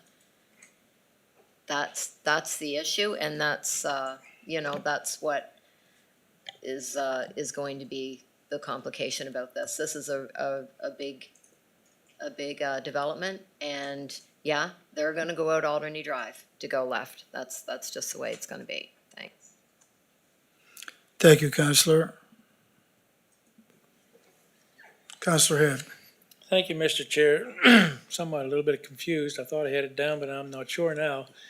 If we go back to the map, Reginald, please, of the buildings, no, that one there. So you go in Dory Lane, the gray areas, that's already been approved, is it not? Correct, yes. So Yeah. these are semi-detached units off Yeah. Dory Lane. So the proposals for the light green ones? These ones here, yep. Okay. So when that was first approved, before Dory Lane, you can come out, you could turn right or left. No, actually Dory Lane, you have to do a right in and right out. That's the only, Even if the first proposal. even with this subdivision, it's a right in, right out. We never got to consulting with Public Works with the refused application So it's always been a right in or right out. for any new developments on For any Dory new Lane. development. That's Okay, correct, Good, yeah. that's what I wanted to know. Thank you. Thank you, Councilor. Deputy Warden Dixon? Thank you, through the chair. I guess I'm just getting a little tired of the whole thing. We keep adding buildings in this whole area and adding more entrances onto the number 2 highway. And the highways at 8 o'clock in the morning, at 3 o'clock in the afternoon, it's full of traffic with kids to and from the school. It's time that maybe we gotta put some pressure on the provincial government to do something with the roads, because now we're talking turning right, turning left. Sooner or later, people are gonna start getting some serious accidents, and things just aren't working out well for the people. I'm definitely against this proposal. Thank you. Thank you, Deputy Warden. Councilor Tingley? Through the chair. I think I probably voted in favor of the first development, but I don't think I would have if I had known this bit about the turning right. And given this situation, I think we need to do more work around infrastructure and coming onto the Highway 2. I'm not crazy about this Lacey Ann Drive, although I voted for it, but to go forward at this point. But this here, I'm not going to support this. Thank you, Counselor. Warden Rolston? Thank you. So I've gotten confused again. So the gray area there that has already been approved, when we approved those, were we aware at that time of the right in, right out requirement? Through you, Mr. Chair, those weren't actually approved by council, they were approved by the development officer suit through the subdivision bylaw. So those were approved as of right. So would anyone have known at that time about the right in and right out? Because that's a critical piece of information, and I'm not blaming anybody here. I'm saying there's a miss here, a disconnect somewhere in the information that folks have when things like this are happening. When this comes out, that might have made, well, I guess, I don't know if that could have made a difference, but it's obviously an important distinction. And like I said, there seems to be something missing from our regulation if we can't pick up on things like this before we're approving as of right or any other way, large developments like that. That's a piece of information that, in my opinion, would be critical to making the decision. So at this point in time, I'm not leaning towards compounding the problem that's already there, so I won't be supporting the motion. Thank you. Thank you, Warden. Counselor Rhino? Thank you, Mr. Chair. Through you to staff. Now, is it correct, did I hear correctly, or did I misunderstand, that when this development started, it was currently right in and right out? Through you, Mr. Chair, so this is a new subdivision and the development officer sought comments from Public Works. This land is zoned R2, so as of right, they can develop R2. They met the subdivision bylaw requirements, and Public Works at that point in time said that they would only allow this new municipal street to be accessed via a right in, right out on Highway 2. So that's already in place, that's already been approved by the development officer. When was that? When was that approved? The most recent subdivision approval was March of this year. So as of March of this year, it was right in, right only? This road doesn't exist right now. This is a new municipal road. There is a right-of-way easement, I believe, over this land that provides access to a couple of properties. So when this gets built as a municipal street through the subdivision process, that will be a right in, right out. So it's currently a easement across that. I don't recall the exact details of the access, but I believe it's an easement, and there's only like 1, 2, maybe 3 properties that access Dory Lane right now. Is that about right? And there's currently, with this easement, there's no signage there, right in, right out, there's nothing there. No, the right in, right out is required because of the subdivision, because of the creation of a new municipal street, which will be Dory Lane. Okay. That's what requires the right in, right out. Okay, so the right in, right out will not have an island, signs, or anything until that is created as a municipal street, correct? Yeah, so when the street is built, that part of that design, Public Works will indicate when that has to be done, and the design, those details will be dealt with between the developer and Public Works. The road will get built, and then once the sign off on the construction of the road, then that will be handed over to the municipality. Okay, thank you. Thank you, Counselor. Counselor Perry? Thank you, Mr. Chair, and just to refresh my mind, because I'm pretty sure, like, we don't approve the duplexes. That's as of right development, R2, they did it, we never voted on that, we never did anything for that. That's as of right, creating that road is as of right. It's in our bylaws, it's in our policies, so you can't be upset with how that is, because it's already in our policies as of right. People have the ability to do with what they want on their property. The only thing we're talking about is the back part of that, where they have the two lots, where they, instead of putting in more duplexes, originally it was large multiplexes, and they've downsized it to townhouses. And that's all we looked at the last time. Last time was multiplexes we looked at. This time we're looking at townhouses. There's an awful lot of discussion going on about duplexes and Dory Lane when it's not part of this discussion when you look at who approved those duplexes, because it's as of right. They have the right to build those. It's their land. It was zoned R2. They have the right to build them. And I just, I just shake my head sometimes.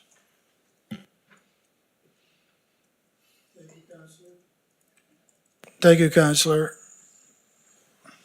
Counselor McPhee? Thank you, Mr. Chair. Yeah, I shake my head sometimes too. I'm just wondering, so the piece that we're actually looking at, as Councillor Perry said, is that R2 now, and they could build on Yes. that as of right, just like they did on Dory Lane?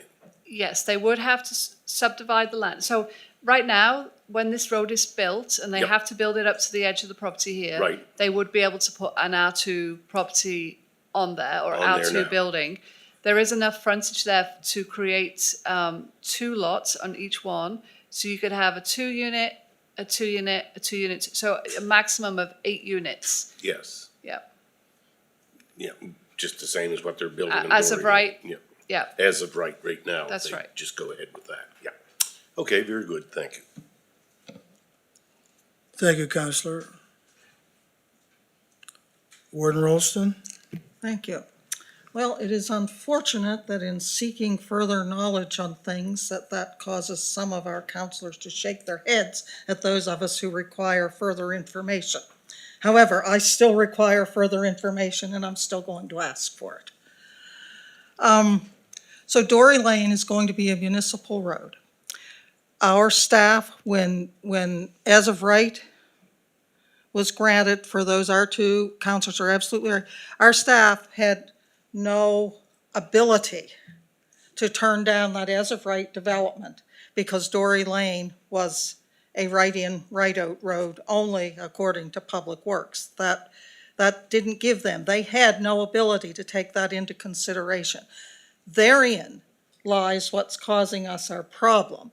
I think there should be some way that we could have bylaws or policies or whatever that would flag something like that as a possible problem and allow our development officers to say, whoa, this might be a problem, and maybe trigger coming back to council or something. I don't know, but I think there should be something that could be done. But because there isn't currently, absolutely right.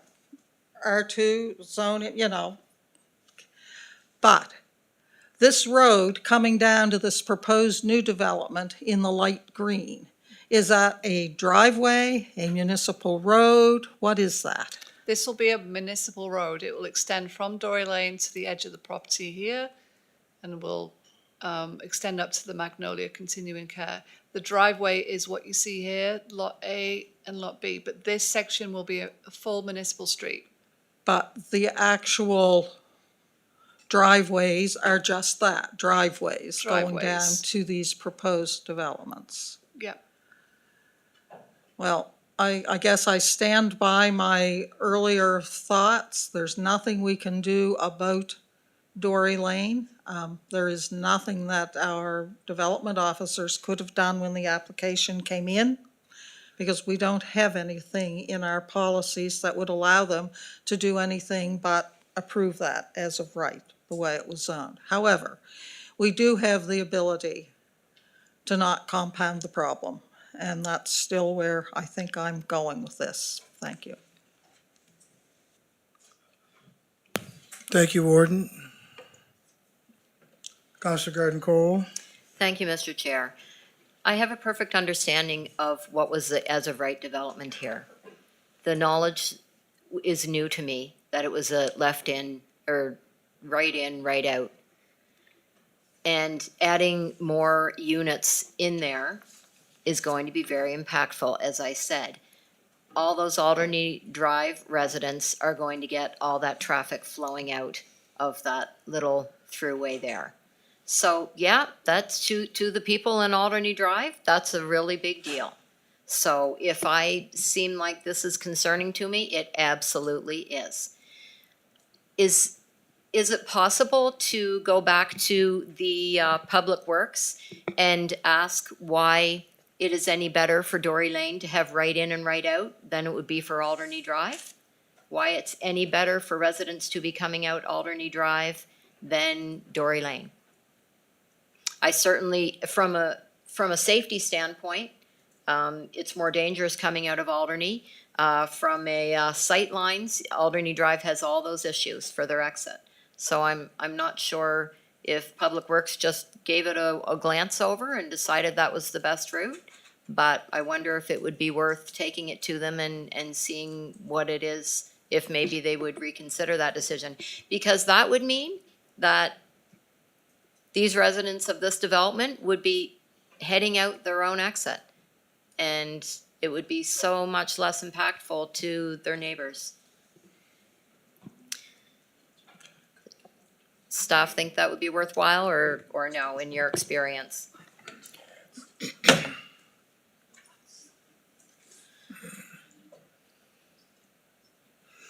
Go ahead, John.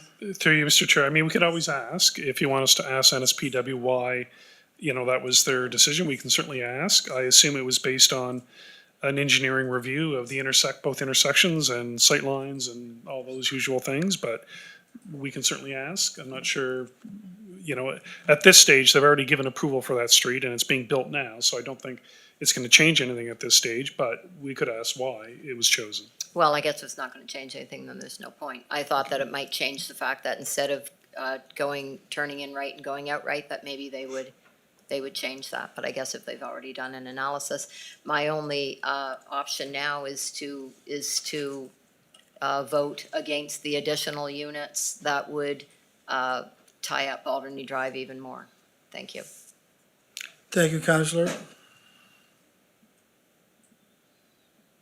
Councilor Perry. Through you, Mr. Chair, to staff. What is the number of units that triggers a review for a traffic light?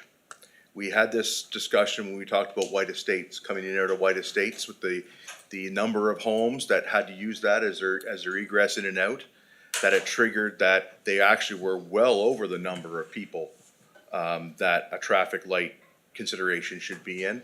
And with this development and proposed development we see here, would that put Alderney Drive in the same situation where they would be at a population base where they would require a review for possibly a traffic light at Alderney Drive and Highway 2?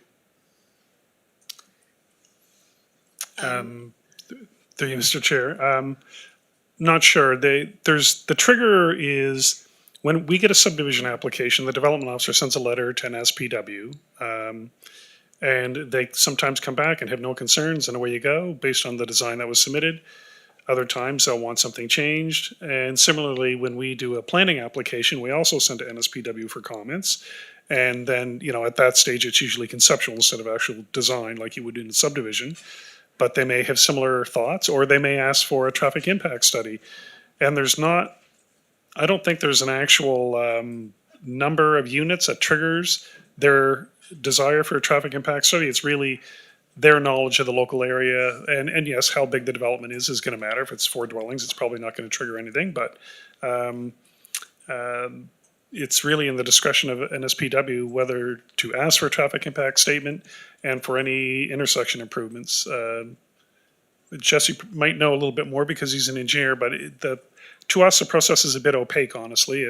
We send the comments off, they send their comments back, and either changes have to be made or they don't.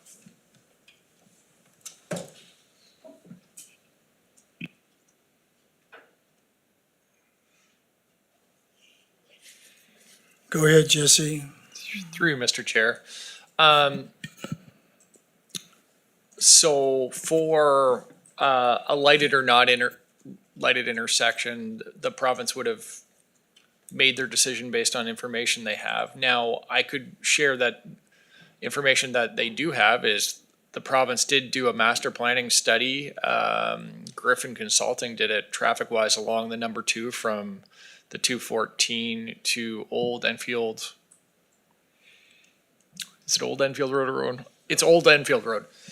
That was not, that was in the last 5 years. So they have traffic input information, and then this development, they would have been able to put that together and made a rational based decision on what is their technical requirement.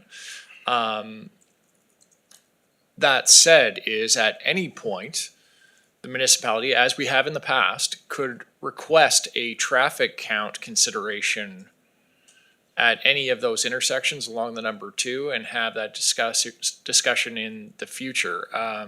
That happened in subsequent times that eventually led to a white road. But we had done counts leading up to that, and it was growing and then got to that point. So I don't have any information that would say that triggered on this situation, but I do believe that Public Works had enough information to make a decision.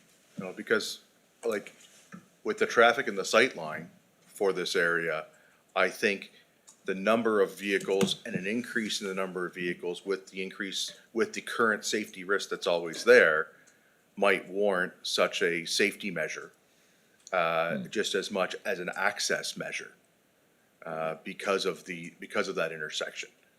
And, you know, whatever gets built here or whatever doesn't get built, it's not gonna impact me or my residents, but the overall safety for everybody, if Public Works says you can only go in on this way, then that means they're saying you can only go out the other way, and if going out the other way has a major safety issue with sight lining, and now you're increasing the traffic that has to go out there because you've made the decision from Public Works that you can only go this way, you can't turn left, then Public Works should be looking at a traffic study and possible alterations to Alderney Drive, because they are now connected.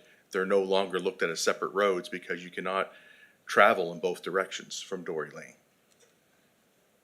And I don't know if that's a conversation that needs a motion or something to be looked at in the future, but it's definitely something that when I look at this and I hear from the concerns from people and I look at it that way, I say, you know, maybe Alderney Drive needs a light at the end of it, or, you know, the dreaded three-way stops on a highway. But some sort of measures for safety, because the sight line from Alderney Drive is as bad as it's been described. That's just what I'm throwing out there. Thank you. Thank you, Councillor. Councillor McPhee?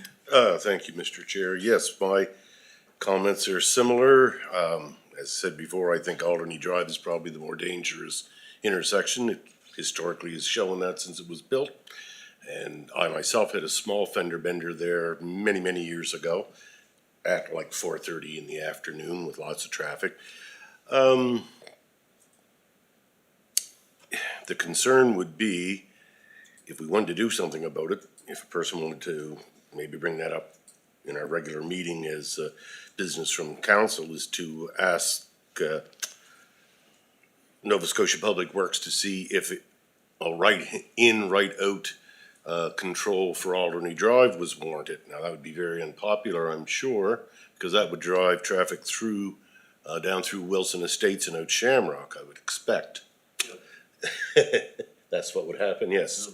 No, so it's just, so there's no solution, but I think Alderney Drive is the worst possible. It's just that it's historically been there, and since it was built in the late 70s, I believe, at first.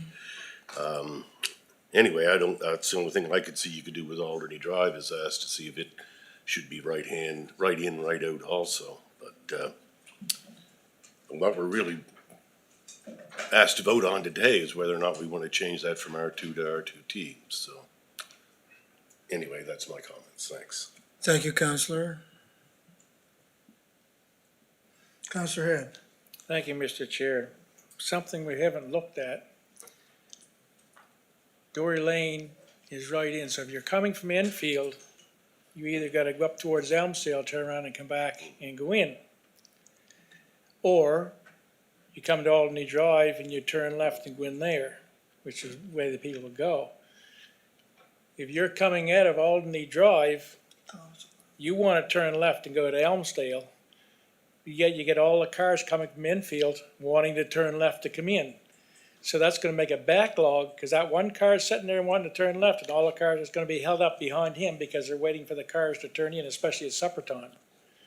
So you might be eliminating one problem, but you're really making another problem at the end of Albany, because if you wanna turn left, and you've got all the people coming from Enfield wanting to turn left too, he's gotta wait till all them cars come in, plus he's gotta wait for the ones going by. So I think that's gonna be a really bad confusion there at Alderney Drive, I really do. Thank you, Mr. Chair. Thank you, Counselor. Go ahead, John. Thank you, Mr. Chair. Just wanted to comment that, the trigger for the 100 lot rule and comments made by Councillor Hebb about something backing up at one intersection. Alderney, or that subdivision has multiple exits to Highway 2. So, you're not stuck with just one or now two exits, or there's several through there. So. Thank you, John. Did anybody make a motion yet? Mike did. Nobody left to speak, we'll go to the vote.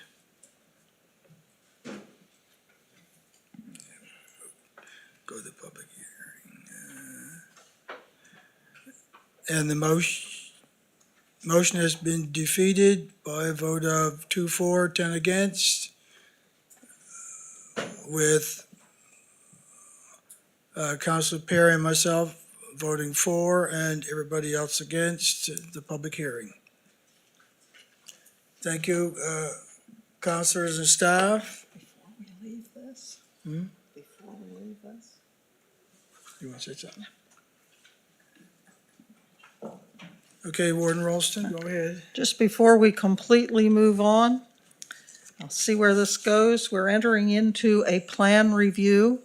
I don't know what it would look like, whether it would be a bylaw or a change to our subdivision. I don't know what it would look like, but I would like to, and maybe it's not possible, but I would like for staff to investigate whether or not, when we're considering developments such as these, that are creating new subdivisions, new municipal roads, or changing the egress or access to existing municipal or provincial roads to trigger another step in the review somehow, so that we have that information before a final decision is made. I don't know, John, if you understand what I'm getting at here.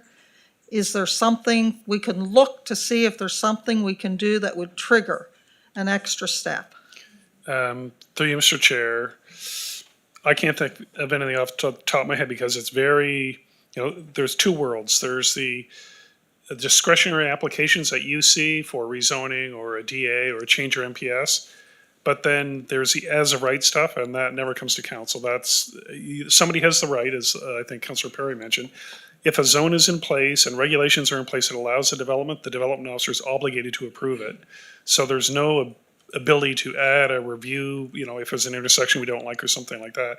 We can certainly inform council, but Then I can't also- think of anything that would trigger. Then, at the very least, can we do something so that when new municipal roads are being created to allow subdivisions, can we do something at that point to have a determination about the entrance and exit of that road before we finalize the approval of a subdivision?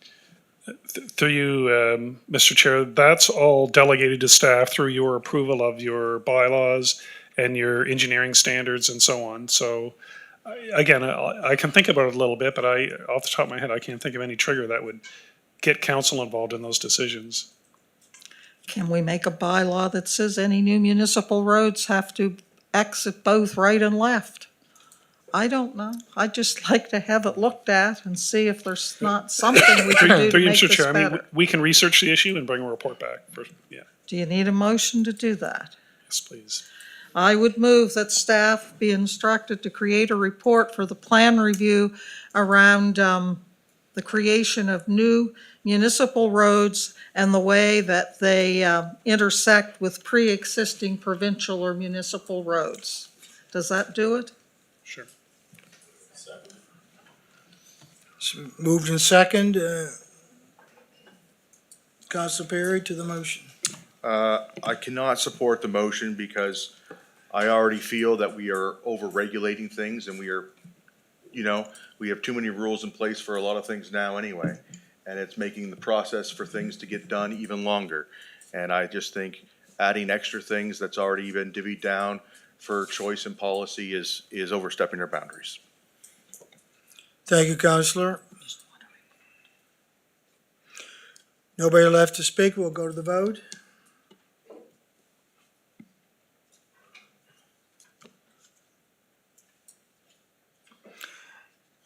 And the motion is passed, 9 in favor, 3 against, with Councilor Miriam, Councilor Musa, and Councilor Perry voting nay.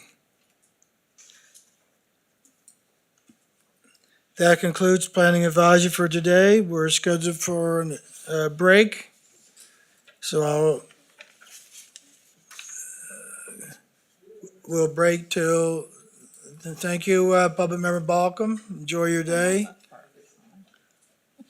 And we'll come back at 3:42 for infrastructure and operation with Councilor Perry as chairperson. We are adjourned.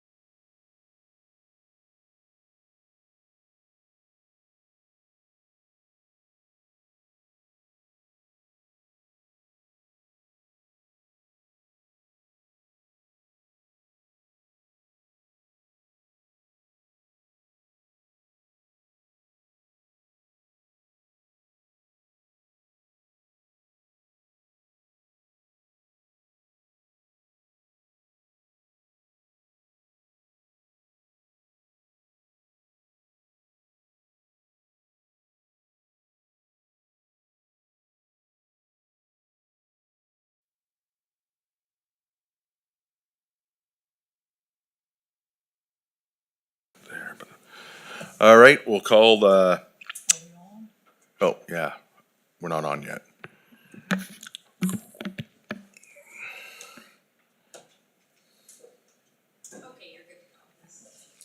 All right, thank you. We'll call to order the Infrastructure and Operations Committee, but before we get into it, I'm going to go back to Councillor Garden Cole, who has one item left, coming from PAC.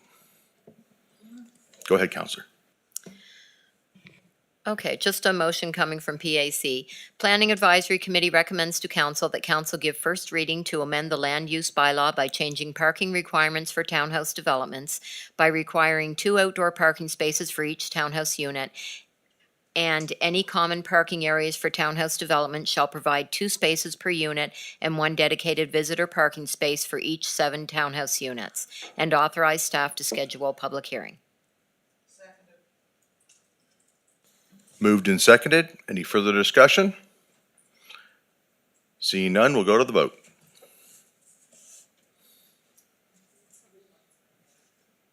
Everybody signed in?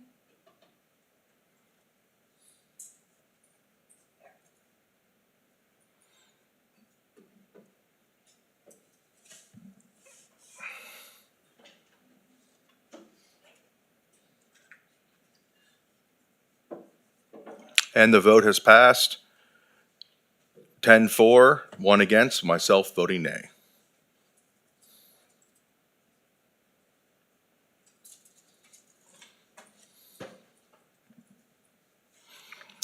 All right, moving on. We'll look for the approval of the minutes of April 14th, 2026.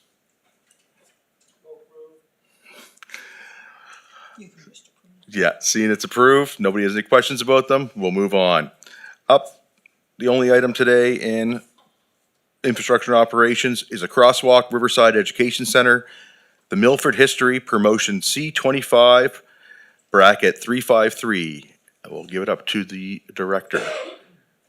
Just want to press your button so I can find you quickly.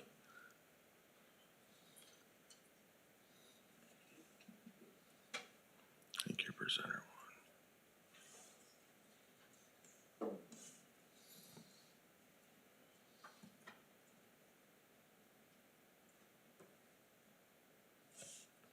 Oh, okay.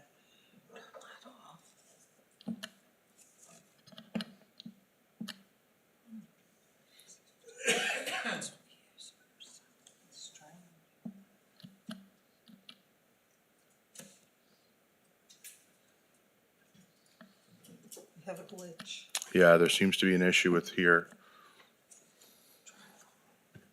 Let me see if I can do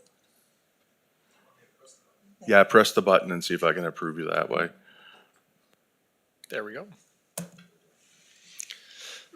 Thank you. Through you, Mr. Chair. This report's at council request to summarize the history of requests for a crosswalk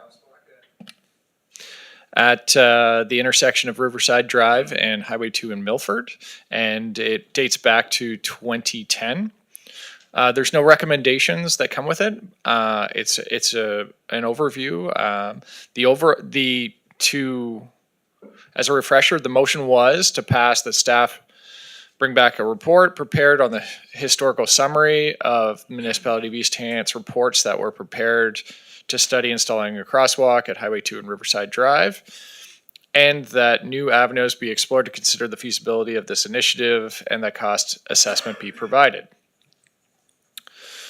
So staff went through and validated the timeline of official documents that were able to be found in record. And so the first one, as mentioned, was 2010.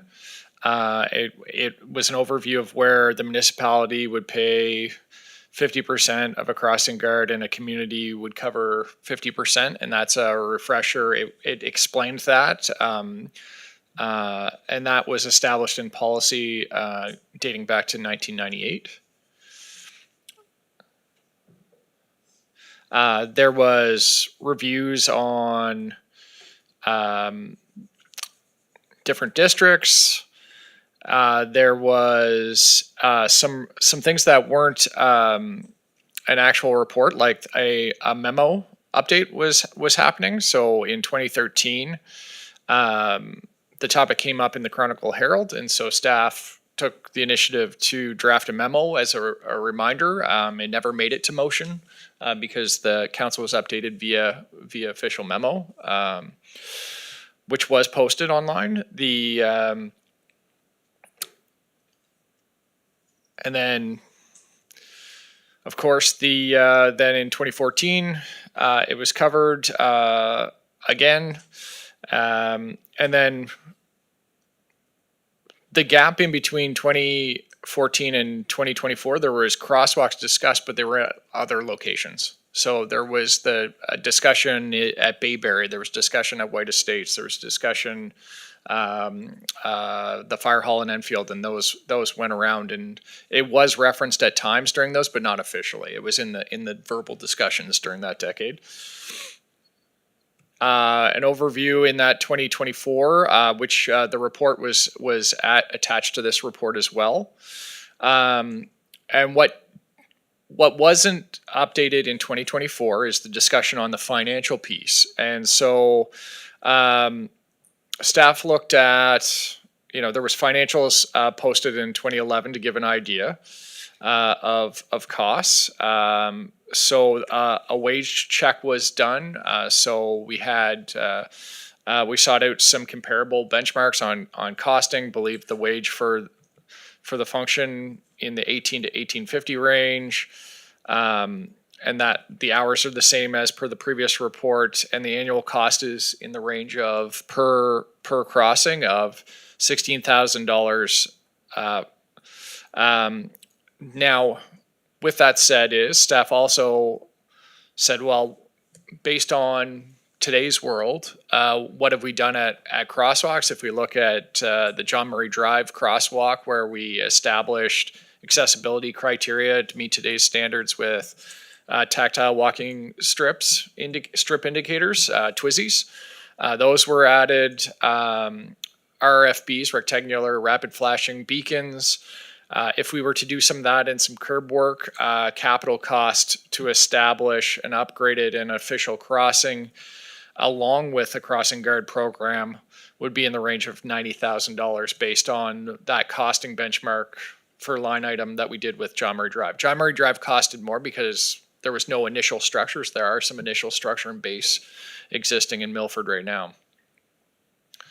And then other considerations just to consider is there's the hidden costs of management and supplies that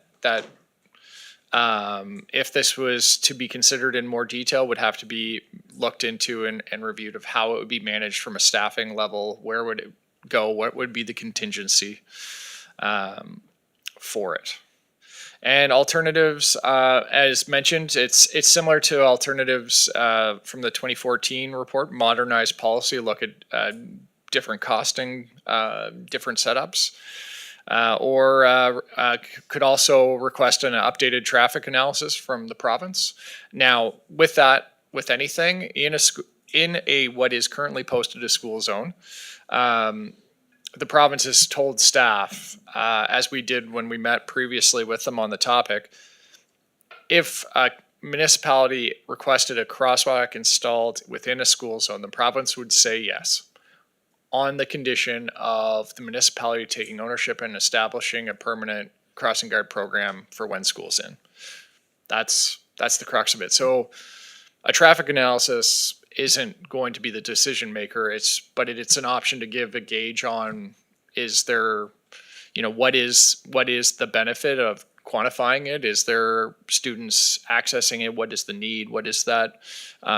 That's what you would gain from it, not something that would twist a decision. It would be just something for consideration.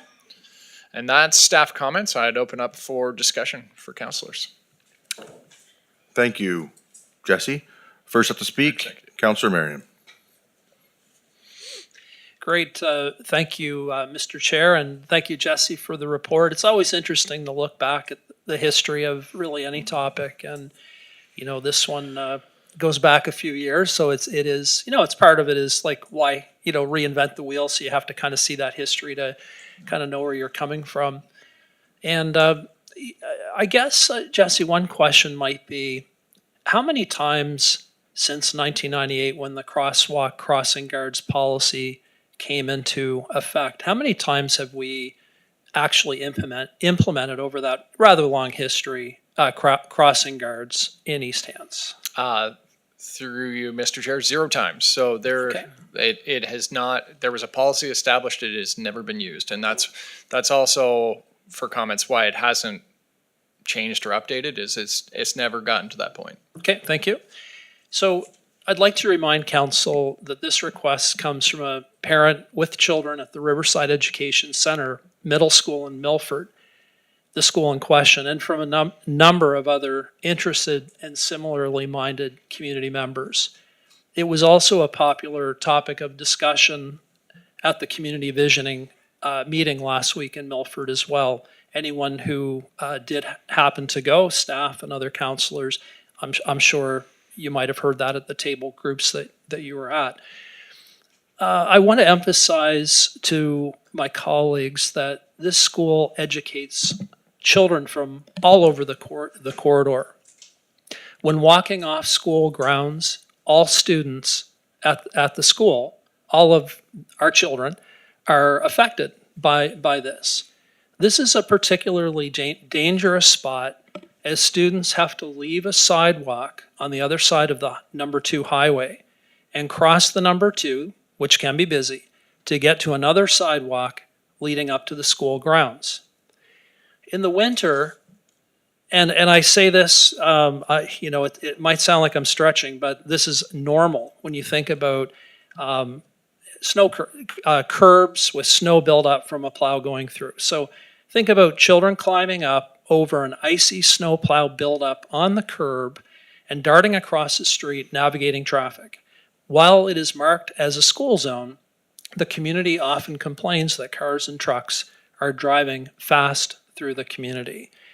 And so, I remember going by over the winter knowing this report was coming up, and I could see the little footprints, no kidding, in over the curb, and it looks slippery, right? So the crosswalk policy comes from CAO Ian Glasgow in 1998, when the population in East Hants was, according to the 96 census, 19,800 people. And we've had 26% growth in the municipality to our current roughly 25,000 people. But we've never before used our staff crosswalk policy. This school and our corridor community needs a crosswalk for the safety of our children. The community would like to see this in place for the 27-28 fiscal year. Actually sooner, but we'll run with that. So for this reason, I'm going to move a motion. I move that the Infrastructure and Operations Committee recommend that council request a new capital project for adding a new crosswalk at the Riverside Education Center in Milford, with pricing and features as identified in the report titled Crosswalk at Riverside Education Center, Milford, April 2026. At a location crossing the number 2, most advantageous for safety as determined by the municipality, to be added to the next municipal capital budget with costing and recommended sources of funding to be considered for future approval, including the funding of a crosswalk guard program at that location.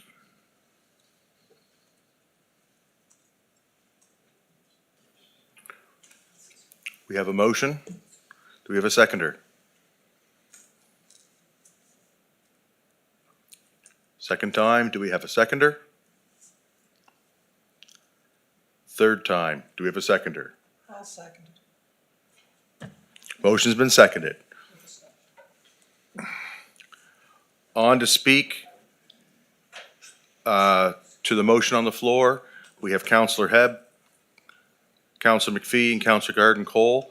You guys were all on before the motion.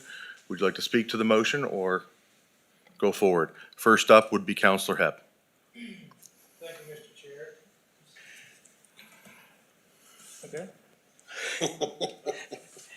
Okay. Bear with me here for a few minutes. When I was counselor for Milford, the same issues were brought to me at that time too. I took it on myself to go to Milford and sit there and check the amount of students, and I certainly notified the RCMP that I was gonna be there at these certain times, because I have a truck sitting there watching kids cross back and forth. But I wanted to pick a day that was nice and sunny and warm, and the weather was good. And it's back in '23. And my results was that on October 21st, it was a sunny day, and it was 4 degrees in the morning. And when I talk about busy bees, that's where everybody's aware where Busy Bees is. It's coming from Lance area up, or coming from Milford down. So from Busy Bees, there was 2 people that walked on the shoulder that morning. And there was 6 coming down the sidewalk, for a total of 8 that actually only be 6 that would be crossing the road, because the other 2 would be already on the right side of the road. In the afternoon, it was 16 degrees, and there was 2 students leaving Busy Bees, heading towards Busy Bees, and there was 13 that crossed the road to go to the sidewalk, for a total of 15 that actually crossed the road. November 7th, same thing. It was 16 degrees in the morning. There was 1 coming from Busy Bees up the shoulder. There was 4 that came down the sidewalk and crossed the road that morning to the school. In the afternoon, it was 19 degrees. There was 1 left the school, went towards Busy Bees, and there was 12 that crossed the road onto the sidewalk to go towards Milford. So a total of 13 crossed in the morning, that day, and there was 15 that crossed, back and forth there. So what I did observe is that of the ones coming on buses, there's a number of parents and people bring their children to school. The amount of people that was walking, and those were good days. It was a rainy day, probably the lower would even be lower than that. And on 2 occasions, students were waiting to cross over to the sidewalk, and on 2 occasions, the cars come along and they seen it and they stopped. The students didn't put their hands up or anything, they stopped and let the cross, which I thought was nice. And as far as people speeding, I was there, like I said, probably 2 hours each morning, and I didn't see anybody speed, but I know there are certainly times when it does. So for me, I took the time because I was interested to see how many people actually use the sidewalk and walk to school. And on one day, coming and going from using the sidewalk, it was 23 people, morning and afternoon. And on the other afternoon, it was 18 people that actually crossed the road to the sidewalk. So that's a pretty low number, in my opinion, for a school that has that many, students that's actually using the sidewalk. And if there was a crossing guard or something, maybe there might be more use them, I don't know. But in the wintertime, I'm assuming that the numbers would even be lower. So like I said, I took 2 nice days, that I was sure that, more people would be out walking than it would be when it was raining. So that's my observation, and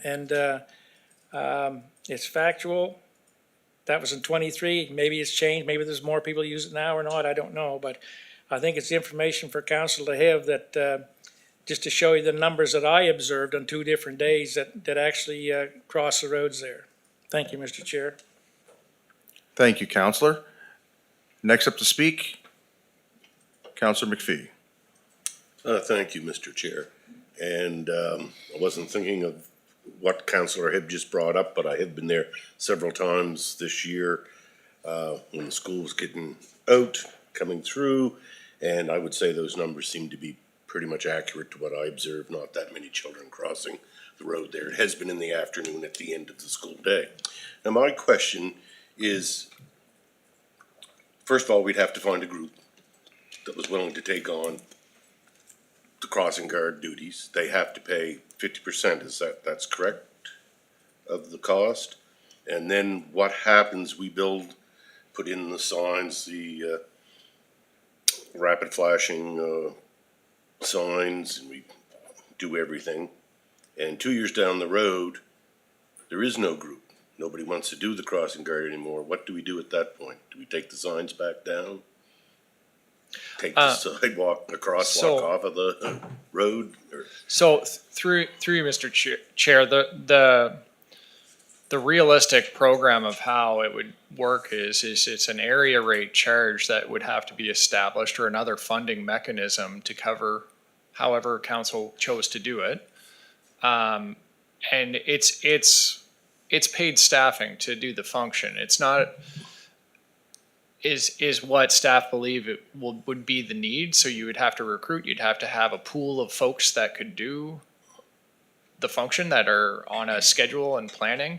And it would be ultimately the responsibility of staff to be out there and operating it if those folks on part-time contracts or what have you weren't available.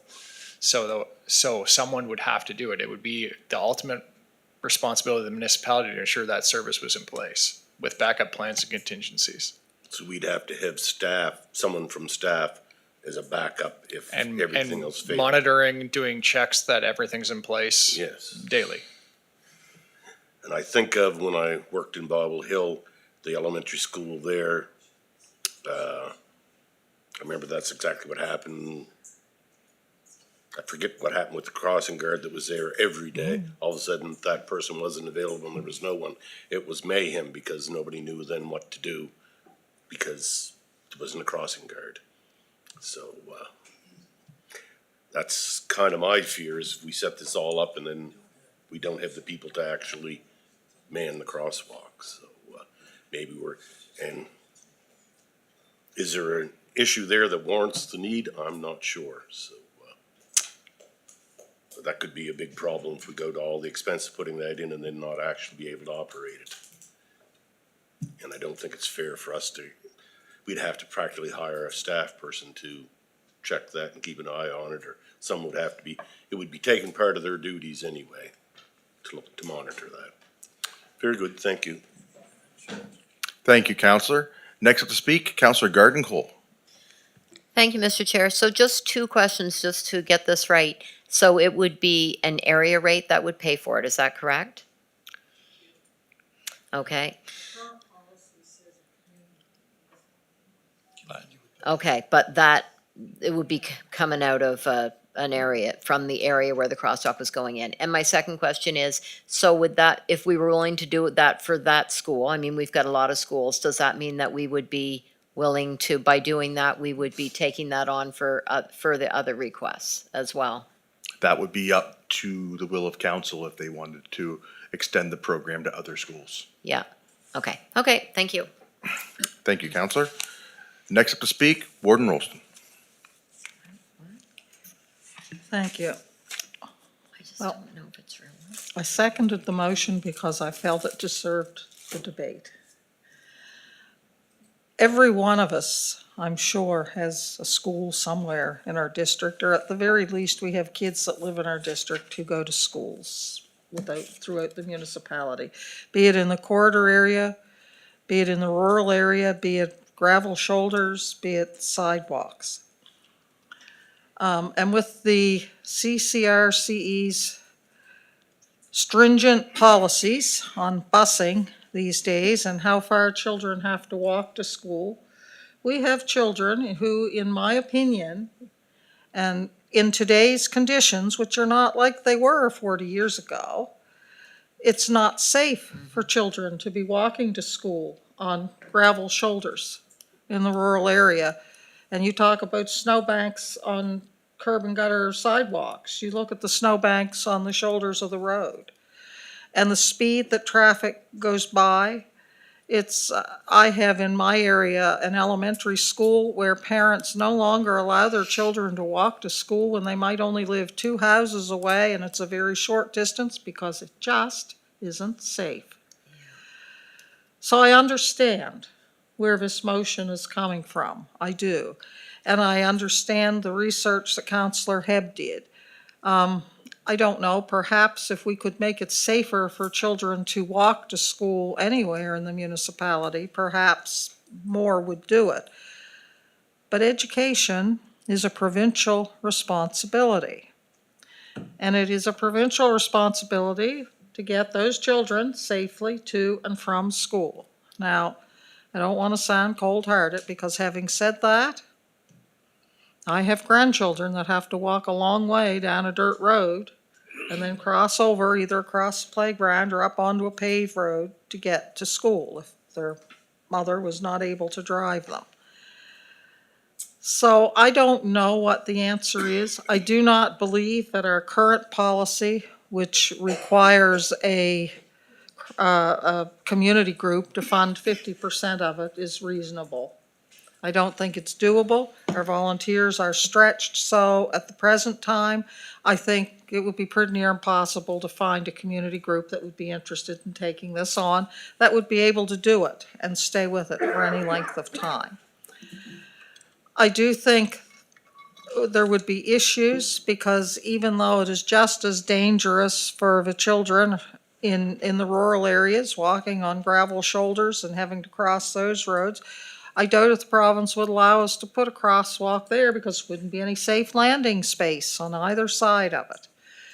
So I don't know what the answer is. I do have sympathy, because all of us are parents, grandparents, aunts, uncles, neighbors, whatever. We all have children in our lives, and we all want those children to get a decent education and to be able to get to and from school safely. So it's a struggle for me. I'm probably not going to support the motion, but that doesn't mean I don't support the idea and that I don't support the need. I just think our policy, at the very least, needs to be revisited. I think there needs to be some dialogue with the province and the Department of Education, along with Public Works, because they all figure into this and what makes it safe. And to say you can't have a crosswalk, which I'm sure they'd say, because it's what they say, without a safe landing space on either side. Well, to build sidewalks in the rural area, where do you start and where do you end? And you do not have the density. You do not have the density to make it affordable for folks to pay for that. So there are no easy answers.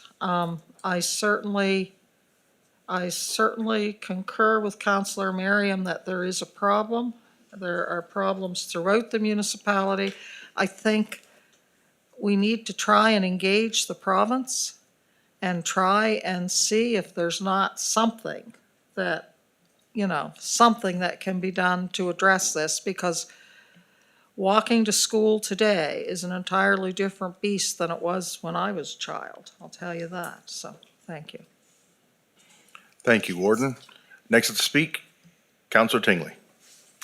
Through the chair, a couple of questions. Councillor Garden Cold asked about the area rate.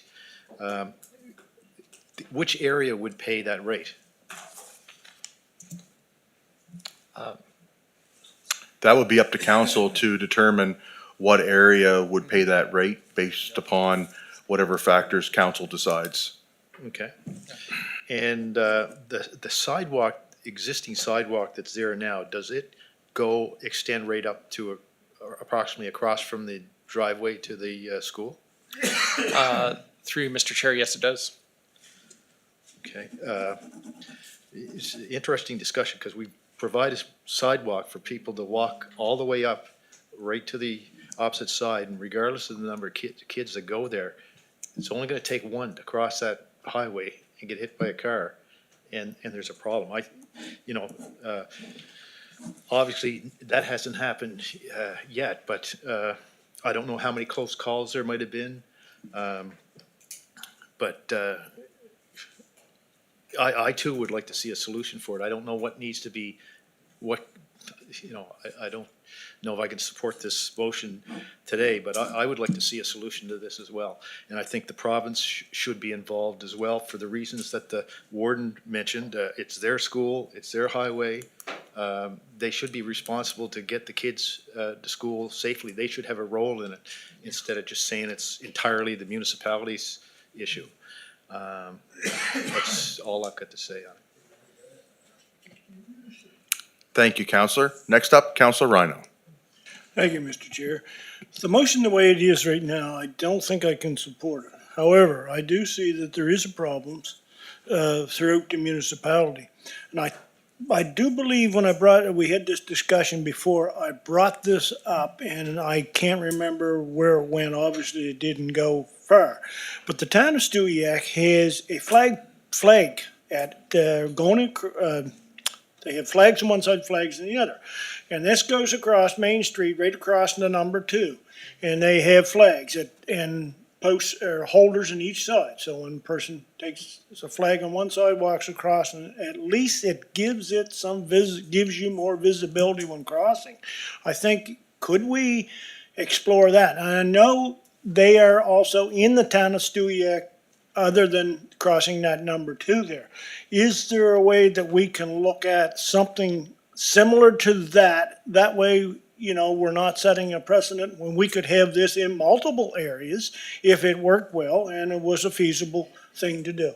So I'd like to hear what staff's opinion on this. Is That this was something we that can was do? in the history, Counselor, and it was looked at, but you can't substitute that in the school zone based on our policy. You can't go in a school zone Based on provincial policy, you can't substitute flags for a crossing guard within a school zone. within a school zone. Yeah, Okay. that's why, that's why it was. Can we then ask the province to then, maybe have a second look at that policy of theirs, if we can? I think we gotta do something, so can we ask them to have another look at that? For consideration? We absolutely can through, there's a motion on the floor right now. After that motion is dealt with, if you want to make another motion, be well open to that. Thank you. Thank you, Counselor. Next up to speak, Counselor Marion. Thank you, Mr. Chair. No, really good discussion, and thanks to Councillor Hebb for sharing his observations. Good elbow grease there from looking at history, and yeah, I mean, those are the facts, the observations at that time. And, things change over time. I can remember, maybe I didn't say, but I have 2 children and they both went to school there. And, I can remember my son at that time, it seemed like, the numbers mentioned from Councillor Hebb were just, my son's friends from the subdivision, so it seemed like, there were a whole pile of kids of that age cohort going to that school at that point. But again, not at all to dispute Councillor Hebb's numbers. So, some years that there might be more, some years less. One thing I'm not quite clear about would be lunchtime activity, just in terms of, I don't think they have gates that lock the doors at lunchtime. I know, we have a very nice, a lot of you have been to the Milford Recreation Facility where there's a pond and parks, and somehow the kids manage to go fishing sometimes over the lunch hour. I'm not sure how they pull that off, but I'm assuming they go back to school. They might not.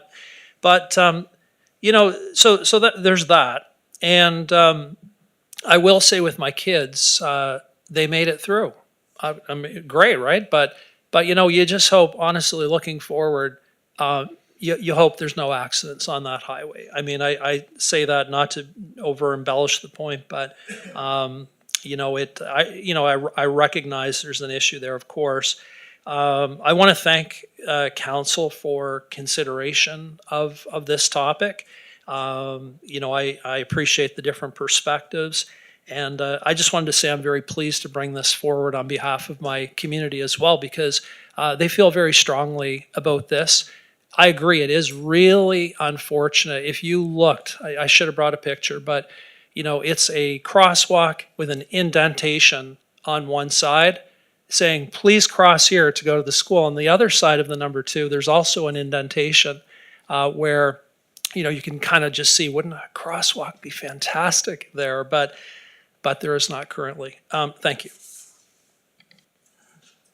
Counselor Garden Cole. Thank you, Mr. Chair. And I just want to remind everyone who's listening, while this school may be in Milford, these are students from Enfield, Elmsdale, 9 Mile River, Lance, Milford, Shubenacadie. Like Rec is our middle school, right? So that's a lot of our kids that are going there. The thing is, in the past couple of years, there are more pedestrians, maybe even more than, the numbers might be higher because of the changes in CCRCE having, students, walking within 1.6 kilometers. So maybe those numbers, I'm assuming those numbers are on the increase, especially with the age of middle school students being able to walk on their own. And while there's a lot of merit in your motion, Counselor Merriam, I'm just wondering if we might be better served to reach out to the province and say that, here we've got everything set up basically to put a crosswalk here, but the having it manned is going to be what's holding us back. I wonder if there's any way that we could do the flags, if we can do anything to change it to a flag system, if that's not within our control, is it? Well, No, maybe it's a provincial policy that any crosswalk in a school zone needs to be manned. so they're not going to change that. Okay, well, I mean, and the other thing is, when you put a crosswalk there, whether that's a provincial policy, nobody cares about that. If at lunchtime they want to walk up to the wreck to go fishing, they're going to be using that whether it's manned or not. I mean, so that's the tricky part about it. Anyway, okay, thank you. Seeing no one left to speak, I'm just gonna turn the chair over to the warden, just comment on this. The idea of crosswalks and keeping children safe is something that has been well talked about by all the councillors, is not something that any of us wants to not do. It's just what is feasible and what can we do to affect change wherever it needs to be. If it's the will that a crosswalk go in and be paid for and that funding model comes back, that's fine. The other thing that is a big issue, I think, at all schools is our schools are old, right? And there is not even a safe drop-off and pickup areas in a lot of schools. Parents who are trying to drop off and pick off are not allowed to use driveways to the schools to pick them up, so they're having to stop on the side of the road or whatever, where if you see most schools, there's a drop-off pickup area and then there's a busing area. But they don't want those two areas to meet. So I definitely understand what Councillor Garden Cole is saying about the 1.6 kilometer, because when I was a young kid in Mount Uniacke and lived on the number 1 highway, they enforced that on us back in the 1990s, and it's been enforced ever since. So no sidewalks, no shoulders, the number 1 highway, lots of traffic, big trucks, speed limit's 80. I would not want my children doing what I had to do at that age, just as I guarantee the parents don't want their kids doing what they're doing now. I just think where the motion is so specific to one area, I can't quite support that at this time. But I do support crosswalk reform and us looking at seeing how creative we can get to possibly move the needle forward to where something can be achieved. And maybe the crossing isn't in the school zone, it's before the school zone, or wherever, like trying to get creative of where we can actually use the non-manned crosswalks. Where does a school zone start? Where does it end? Based on the flow of traffic, what is best for the best spot? So some kids might have to walk past the school for a couple 100 meters and then cross over. So there might be some ways we might be able to get creative in this, and that's where I think we might have to go and think. Thank you. Oh, CAO's on. Thank you, councillors. I think for the motion, and I didn't get a chance to write it all down, but you're looking for a report on the price for this particular sidewalk. Looking at the other schools in the corridor area, I think, if my memory is right, they're all on sidewalk sides, on the side that the sidewalks are. Lance, yes. I believe. I think the first hurdle you have in this whole conversation is your existing policy. So the question is, do you want to change your policy that you need a community group to fund half of this and fundraise? Because honestly, who is going to do that? You're never going to have a community group. I shouldn't say never. It's very unlikely that you're going to have a community group step up and say, we're going to fundraise for half of this expense, which is $8,000 a year. We're going to, work with the municipality. It just, for one crossing guard program, it seems like a little bit of overkill. The report would also review who would pay for this and what it would look like. So to the comments earlier, it's students from across, really, it's like that Sportsplex catchment area or the urban service rate catchment area that would pay for this if it were an area rate.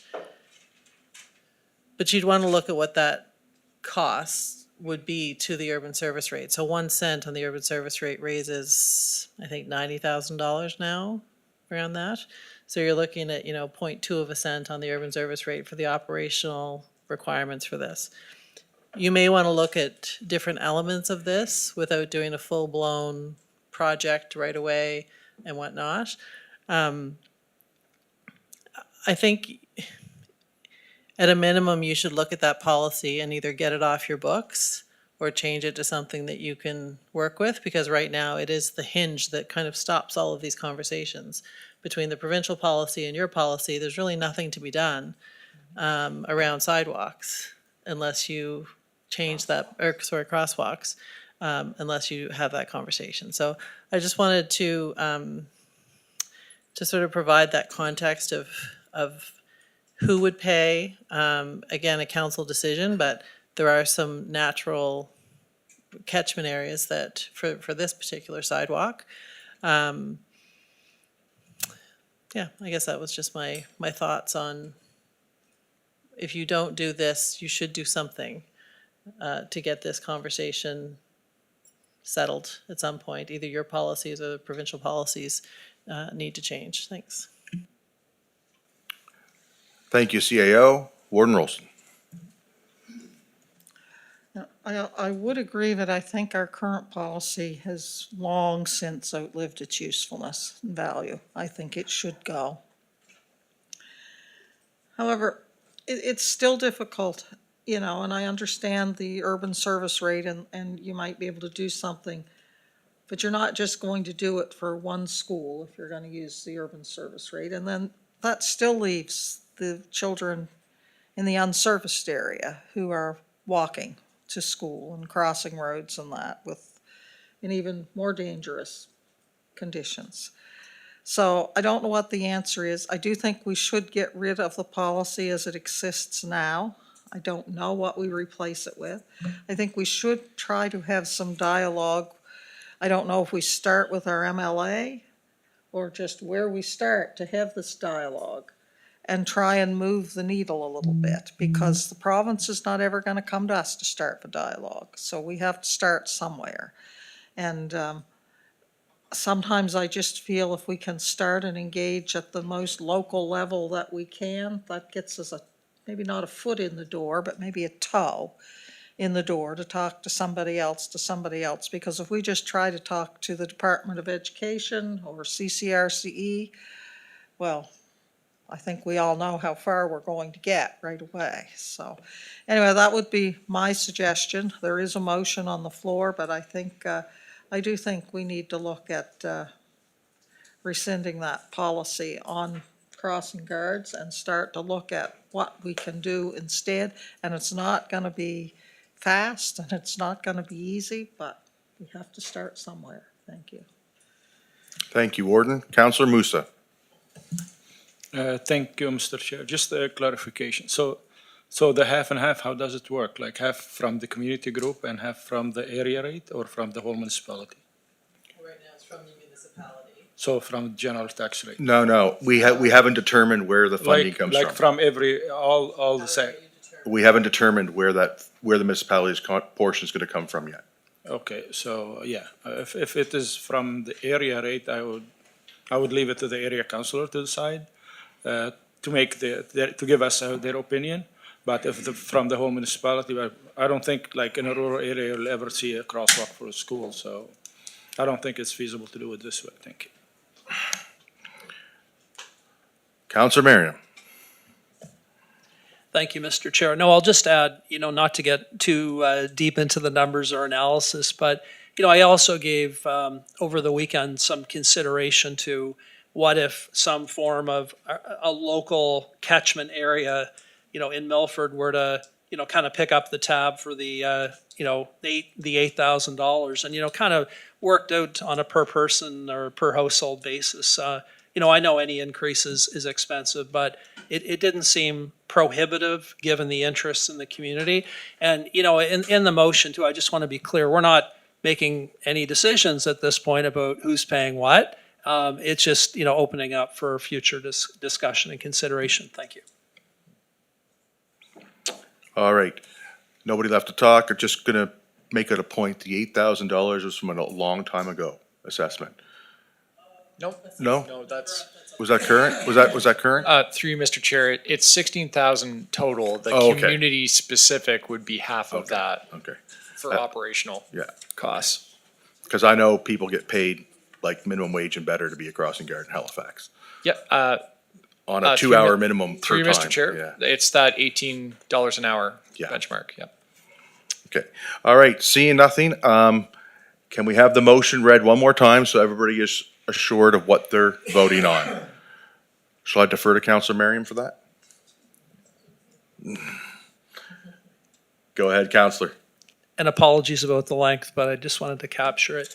So I move that the Infrastructure and Operations Committee recommend that council request a new capital project for adding a new crosswalk at the Riverside Education Center in Milford with pricing and features as identified in the report titled Crosswalk at Riverside Education Center, Milford, April 2026, at a location crossing the number 2, most advantageous for safety as determined by the municipality, to be added to the next municipal capital budget, with costing and recommended sources of funding to be considered for future approval, including the funding of a crosswalk guard program at that location.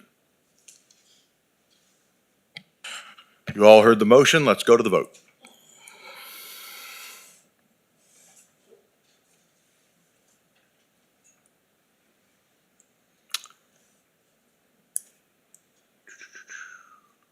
The votes have been cast.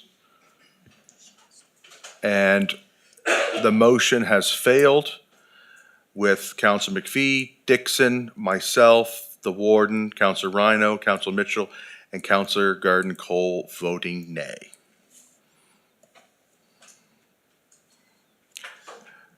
Councilor Rhino. Thank you, Mr. Chair. I would move that we correspond with the province asking for a reconsideration of the flagging program within school zones. Seconded. Moved and seconded. Is there any discussion?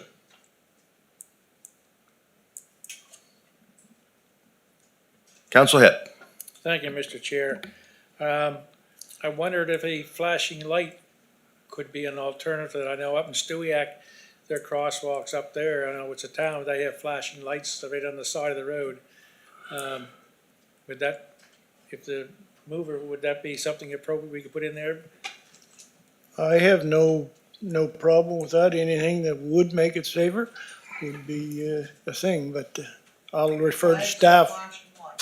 Pardon? Flags or flashing? Flags or flashing lights. I thought I said that in the first place, but anyway, I guess I did. You said and or. I know the flashing lights up there are just purple height, people height. They're not up like the one that's, and they catch your eye immediately, right away, so that's why I brought it up. Thank you, Mr. Chair. Seeing no one left to speak, we'll go to the vote.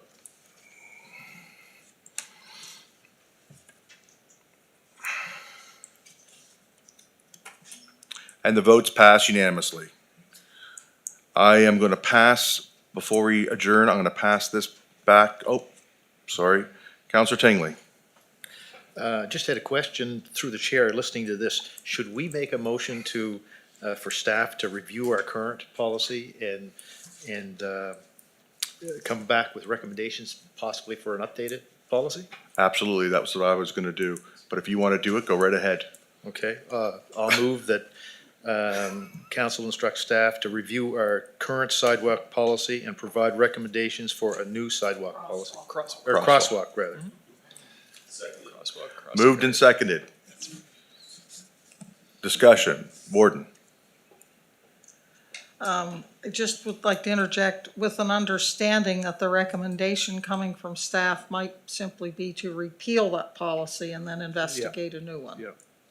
Could be anything.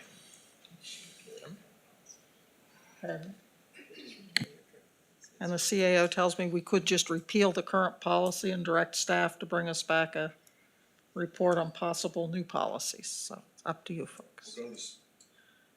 We'll go to the CAO. Through you. So I think with all of the unknowns around like each individual area, you kind of have to have some more conversation before we know what you want in a policy, like how things are going to be paid for and community groups and whatnot. Your current policy really does, I won't say it's useless, but it really doesn't promote school crossing guard programs in a way that is sustainable in today's day and age. I think it probably had a place in the 90s, but now it's just not reasonable that would happen and be coordinated for the sake of a crossing guard.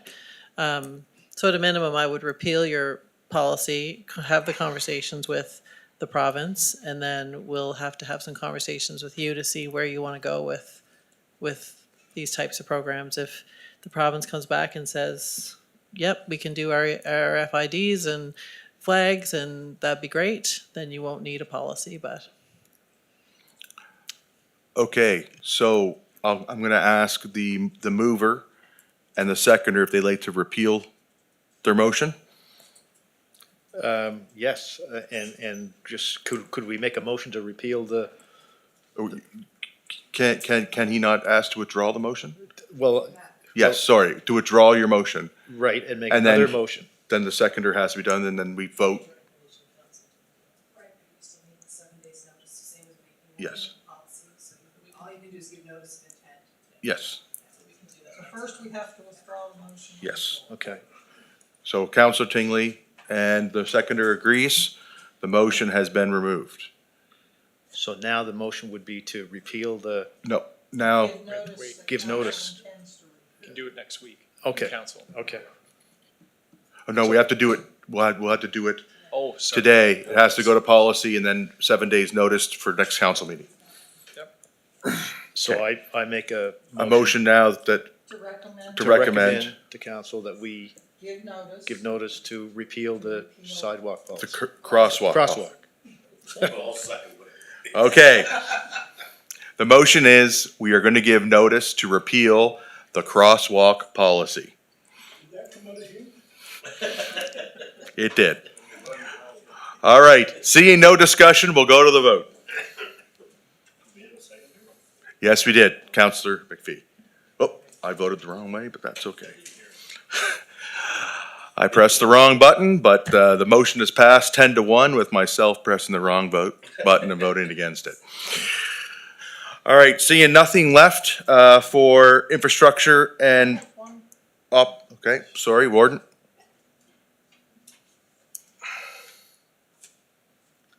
I just, further to this discussion, I wonder if it would be prudent that we write to, I guess, our MLAs, as we have more than one, and we would have to try and find a time or whatever, but to ask if our MLAs would have time to come in and meet with us, either at a previously scheduled meeting or at a workshop or something, to discuss issues of concern and interest to the municipality that they might be able to assist with, just to give us a chance to kickstart the conversation about this and maybe any other thing that we might have. So I would move that as a recommendation to council that staff contact our MLAs to gauge interest in meeting with council to discuss issues of mutual interest.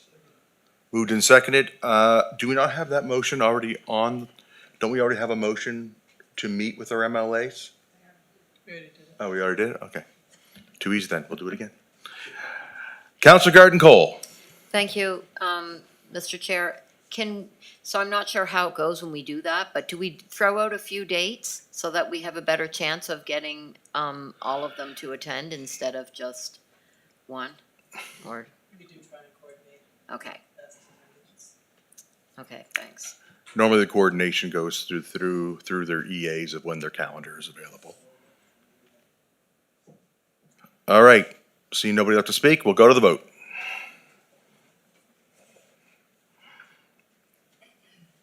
And the motion's passed unanimously because I pressed the right button this time. All right, we are going to adjourn Infrastructure and Operations Committee and reconvene in Parks, Recreation and Culture Committee with Councilor Rhino. I would let the assistant chair do that when they started this morning. Okay. We will reconvene in Parks, Recreation and Culture with Councilor Garden Cole.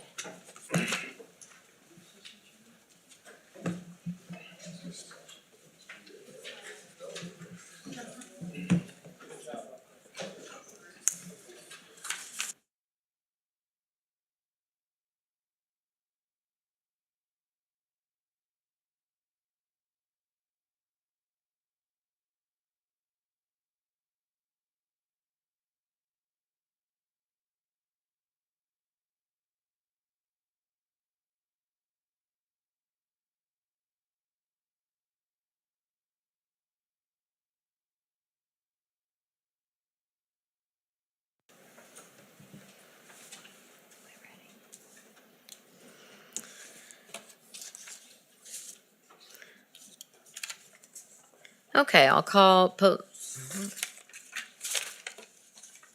Parks, Recreation and Culture Committee to order.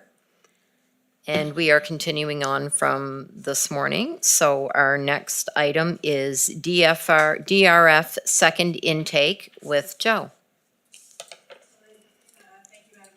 I'll just turn on your mic there.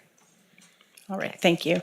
We have 4 applications, second intake. So there were 4 really basic projects. I don't mean basic in that they're not important. This is a very straightforward project, so I should be able to go through this pretty quickly. As you know, second intake is generally smaller because a lot of the larger ones come in the earlier intake. So I'm going to scroll right down and go project by project with a quick summary, and then put the overarching table up, and then we can go back through if there's any questions, if that works. So the first district is District 5. There's 2 projects in District 5, and there are just over $73,000 in that district. The Minisville Community Hall is in need of a roof. Their total project cost is $11,000. It's very worn, and in order to protect the integrity of the building, that is their project this year. They do not have the funds to do 50%. They're requesting an $8,500 support. If they don't receive the funding, they will do half of the roof this year, and they'll reapply in the future. There is no viable option for the province, because normally I would suggest that they apply for the small capital grant, but it was one that was eliminated just this April. The second project is Hants North. The Rec Association at the Ballfield Park there, Finley Park, their playground edging, so the timbers that go around the large playground area deteriorated. The spikes were coming up through. It was a definite safety concern. They have recently actually completed the work, but they do require funding and are asking for $6,500. And then we go over to District 10 and the Enfield, Elmsdale and District Lions Club. The Den itself is looking for window replacement. All 12 of their windows are very old. They're looking at enhancing energy efficiency and being able to even open some that don't work at the moment. Their project is about $15,000. They're seeking just under 4 from district rec funds. It shows application status complete pending third quote. That was received at 8 o'clock this morning, so their application is now whole. They are applying for the Community Facility Improvement Grant from the province. Typically, we hear early in May, so we'll probably hear soon how they did with that funding. If they don't receive that, then they probably won't go ahead with this project, although I don't know for sure what their plans might be. They might do like another project and scale back a bit. And the final project is in District 11, and it's the Rod and Gold Mines Community Hall, and they are doing interior painting. They have a lot of wood paneling in that building, and the fire inspector has strongly recommended painting over the paneling with fire retardant paint, and they are seeking 50% of their project, and everything was complete with that application. Like I said, very straightforward projects for this intake. And here is a quick summary of the amount they're asking. And then we always put in what the policy-based recommendation would be, because as you know, policy states 50% of a project or 50% of what's available in that district. Although, as always, councillors can make the recommendations based on what they feel best. Our standard response about conflict of interest, we would break out the motions separately so that if someone can't vote on one, they could vote on the others. And so just to kind of summarize, this table shows you how much money we had at the beginning of the year, which would be this year's allocation through budget, but along with any funds that are retained over time. And then your second column there is the intake from the March committee council, where we spent $207,000, and then that is leaving you with what's available at this moment in that third column. And the total requests are 24,628, but as per that last table, you would see that our recommendation was for just under that at 19,400. And if anyone has any questions, I can answer them. And then typically we go from the top down, if that works. Okay, thank you. We'll start with Councillor Rhino. Thank you, Madam Assistant Chair. Anyway. I would, since there was no intake on number 1, I would like to fund the whole $11,172 for the Minisville Hall. Thank you. Do we do anything further? We just write Or that we're just down gonna for do now. one? I write that down for now. And with regard to the total Enhanced North Recreation Fund, if the warden and councillor from District 11 is available, I would like to do half, and if she was available, half, or if not, whatever percentage she would be fortunate enough to like to give to that. So they get their total project cost of 8,500. So to be sure, you're hoping that we hit the 8,500. I would go half of the 6,500 request. All right, so District 11 is doing half of 6. And I'll pick up the remainder to make it 85. 2 And plus that, balance. that amount, that 3,250, I would take 1,000 out of my Gore 1 cent money. Because there are children from that catchment area that use that field, and then the remainder from my other funds. So 1,000, From the Gore 1 cent and 2,250 from regular district rec. 2,250 from 11. And the balance after those two to hit the full Yeah, 8,500. Because I had no intake in number 1, so. Okay. I have everything I need for District 5. Okay, Warden, can you take the chair? Sure. Okay, so in the District 10, I'll do 2,000 towards that 3928. It's District 1, Yes, 2,000. thank you.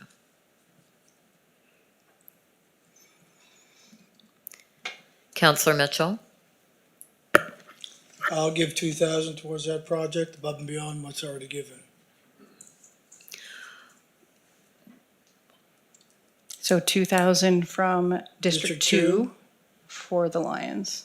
Okay. So, and they are pending, Their funding from the province is pending. So their project cost is 15. They've applied for about 11 from the province, and they're seeking more or less the balance from us. okay, which is covered at this point? That those two amounts hit the full amount, the full request. Yeah, Okay, we can be if that's. 2,000 and 1,000 is only 3,000. oh, it was 2 It and was 2. 2 and 2, which is there. Yeah.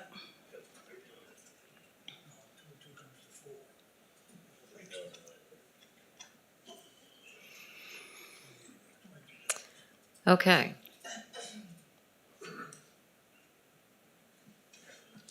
Just I think Councillor Dixon.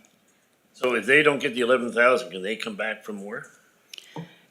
They can't. So what happens is if they have to provide proof that they have funding before I can release whatever's been approved here. So if the picture changes, and this happened last year with one of them where they changed the scope or they changed funding, then we bring it back typically in the form of a memo.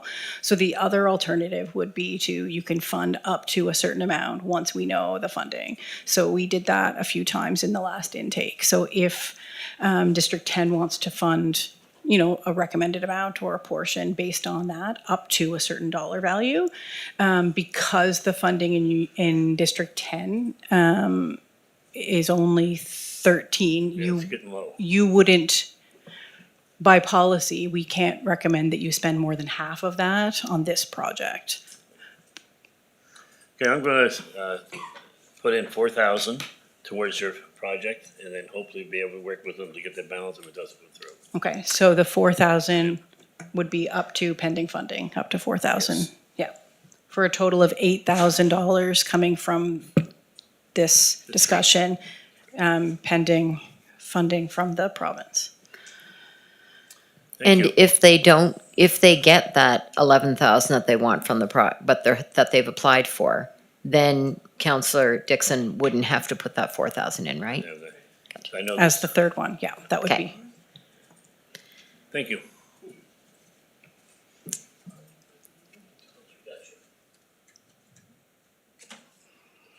And Okay, the final project is District 11, and they're asking for exactly half, which meets policy. So if nothing changes there, that would be the recommendation. Okay. So as typical, what we do is we make the recommendation. I'll put the motion up here. Before next week, I will send out a summary of exactly what we've talked about, and if there's any clarity, we can discuss it ahead of time and then put that forward through the committee report.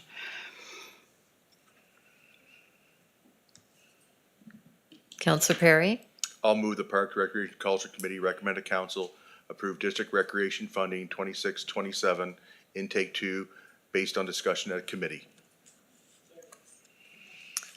Moved and seconded. Seeing no one to speak, we'll go to the vote. Everybody's not signed in, I guess. Well, Now we are. I'm probably signed in under my chair. You signed in.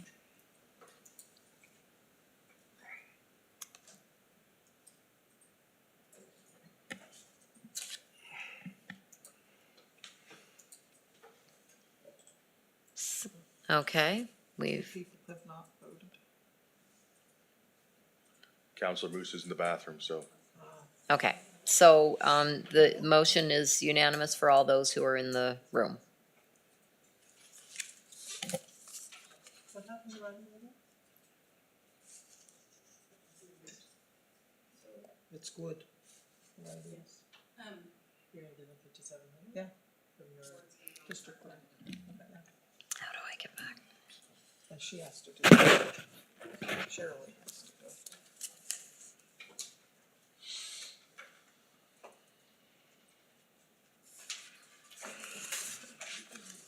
Okay, seeing no other business from Parks, Recreation, and Culture Committee, we are adjourned To go into council. to go into council.